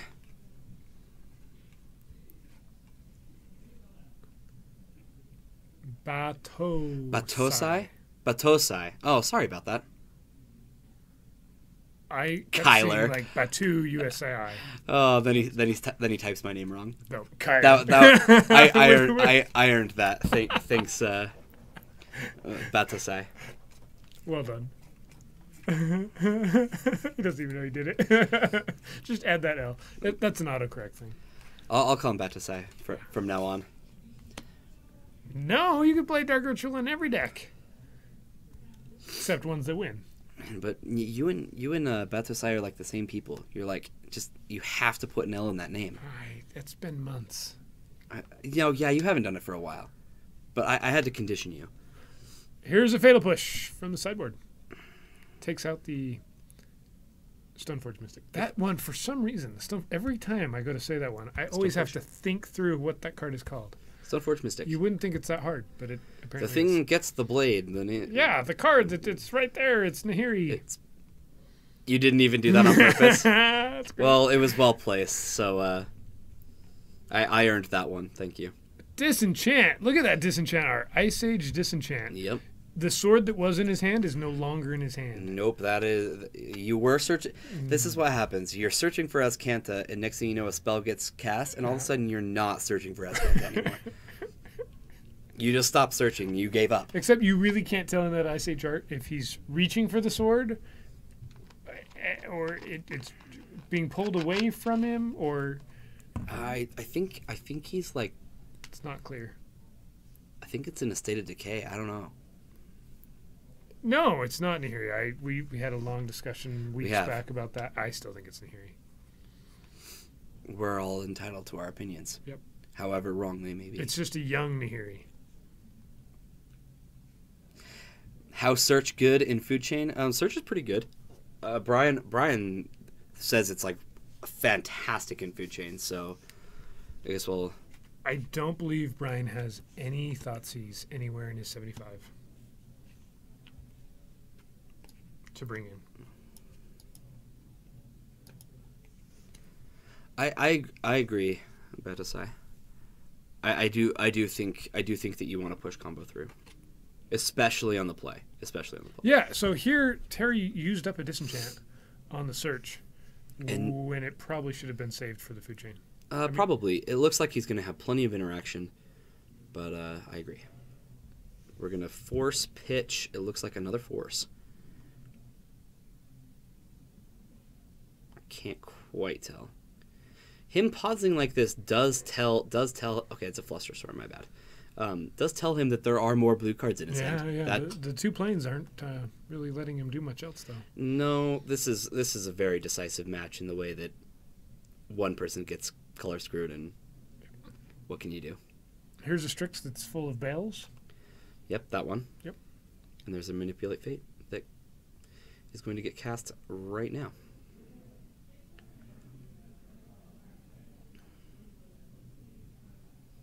So this is a tough one to fight over, because now he's on two planes. He's got nothing. Yeah. You know, like he might have some counter spells in his hand, like Force of Will, and things like that. But Brian's still got 3 cards in hand, and three creatures in exile that can be cast. Yeah. That's essentially 6 cards, and we know that 3 of them are threats. Yeah, he's got this pretty wrapped up. I agree. He actually gets to draw another card off the Fate, too. You wish foil Strixes were cheaper. See, well, that's the issue, is that they printed Strix in, I want to say it was Plane Chase. Yeah. Plane Chase And originally. then, then they reprinted it in Commander a couple of times. Yep. And then finally they released it as a foil in Eternal Masters. So there's only one version of foil Strixes. Yep. I got mine right when EMA came out, and that sucker was like $60. I don't know what it's worth now, but Right it's probably a little less. Still 40. You think I think 40? so, somewhere in that Maybe range. it was closer to that. I mean, But and you got to remember, it's a foil rare in a $10 pack. yeah. Yeah, I wanted a closer game 3 too. It Zach? looks like we're not going to see it, though. If Terry never draws an island, Mm-mm. he's This not is- going to be doing much. Yeah, this is going to end very quickly. So the Fatal Push out of the sideboard to take out the Stoneforge Mystic really made a difference. Something else to mention about this matchup. Terry's most efficient removal spell is a spell that you can just recast your Griffins off of. Yeah. Swords to Plowshares, you can just kind of laugh at that. Yeah, so Swords to Plowshares, things like Council's Judgment, they don't work against this 3/3 flyer. Not only that, but in Legacy, a 3/3 flyer is big. Yeah. Yep. It's actually really powerful.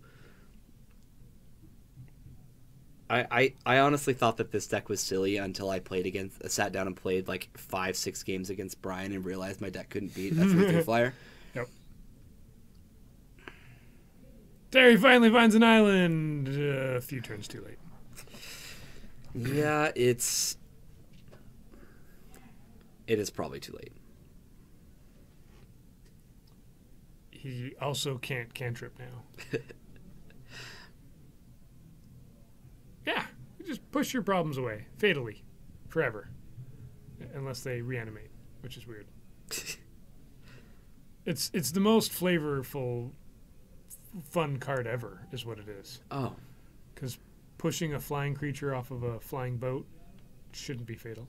No. Pushing a giant dinosaur, which is hard to do, but shouldn't really kill it.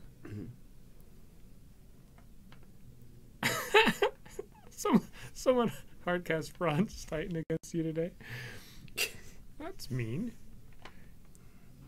Council's judgment. Oh, Brian doesn't get to draw a card. No, he doesn't. Mm-mm. No targets, He just does, votes. He does get to win. And he shows him abrupt decay, walking Ballista. walking ballista. Now, what happens if you give a walking ballista haste? Then it's a running ballista. It's a running ballista. Yeah, you got it. Yes. Oh, our other match is over as well. You know what that means? What? The stream is over. Oh no. We've already looked at the Knicks fit. We've already looked at the food chain. We looked at a whole bunch of other decks earlier. What about making a giant dinosaur walk the plank? Well, that's a little bit more flavorful. That's just a dream. That's the dream. A ballista with legs. That's what the walking ballista is. But if it's running, then it's a hasty ballista. Yeah. Yeah. Ah! It's only over if we want it to be over? We should make somebody go play more Magic. Is what? What? We should do. Should I just like start playing Knicks Fit on Knicks Fit MTGO stream? Go! Oh, that would be so brutal. That would be Usain ballista. Really fast. That would Really be, haste. Super haste. If I started a league right now, that would be like 10 hours of streaming I've done today. Yeah, that's a lot. It's been a lot. And between the two streams, guys, I seriously got like 60 TCG orders done. Like that has seriously been my day. I woke up, I played some Knicks Fit. I filled a bunch of TCG orders, and then I came back, got to commentate with Bryce. Always a pleasure. So with amazing Bill Walton quotes. With Bill Walton quotes. We didn't get to see a bridge. I had a great bridge quote. There's a guy, a basketball player apparently in college, named Miles Bridges. Miles Bridges. So out of nowhere, Bill Walton says, Miles Bridges, who I'm told is not related to Lloyd, Bew, or Bill, or the Bridge School, the Bridge Benefit Concert, St. John's Bridge, or the Golden Gate Bridge. I love bridges. It's really the ultimate tool because it allows you to get someplace you can't get to on your own. That's how we introduced the player. That's great. Oh man, what time is it? What time is it here? We're it's 10:24 p.m. We're Mountain Standard Time here. Yeah. Not quite the West Coast Pacific Time. Pretty late. Yeah. 10:24. So we're gonna finish up. We're gonna finish up for our Tuesday Night Legacy here. It's a sad thing. I will be back here 10 a.m. Mountain Standard Time for Batosai, thank you so much for the subscription. Awesome, thank you. Oh, you missed with the He missed Plinko, but we'll get over it. You're gonna have to wait again next month. But yeah, if any of you are new to our chat, be sure to give us a follow. Really soon here, I'm going to be setting up new giveaways and things for subscribers. So that's also a thing that would be good to do. I don't get the time change between here and Brazil. Isn't Brazil close to? It's not nowhere close to East Coast time, is it? Well, Brazil's large. It 5 hours away. How many time zones are there in Brazil? There's got to be a lot. No. There's got to be many. Or maybe they just keep one time for their whole It really country. just might be that much further east Maybe. than our. It just feels on our map. It doesn't look like it, right? Yeah. All right. So I'll be back here with Brian tomorrow morning. Excellent. We'll play either some Knicks Fit and try to accomplish something close to what Kyra was able to do today. I will be here as well, but I won't be in this room. You're right. And then we'll play Legacy. We're going to play Legacy tomorrow morning. Yes. It'll be great fun. We've actually changed something. I've talked to Brian a little about it, and all of our MTGO streams will be Legacy unless we are preparing for a specific tournament. Cool. So I don't have to try and watch him play Vintage anymore? Well, I guess that's the exception. Sometimes Brian will play a little bit of Vintage, and then we're still going to be streaming live standard tournaments on Monday nights. Right. So that's the only standard that we plan on doing. And then if Brian wants to play a little bit of No, yeah, I was gonna say if Brian wants to play some random vintage, that's all him. Yeah, he'll definitely be playing We'll still throw those some in there vintage sometimes. for sure. And I'll pretend like I have a clue what he's doing. Yeah, just watch and go. I think that was good. Yep. Oh, good, a card. Look what you did. Neat. Yeah. All right, guys. Hey, thanks again for joining us. We'll see you again next week, if nothing else. I'll see some of you tomorrow. Absolutely. And thank you again. And Hail Heroes.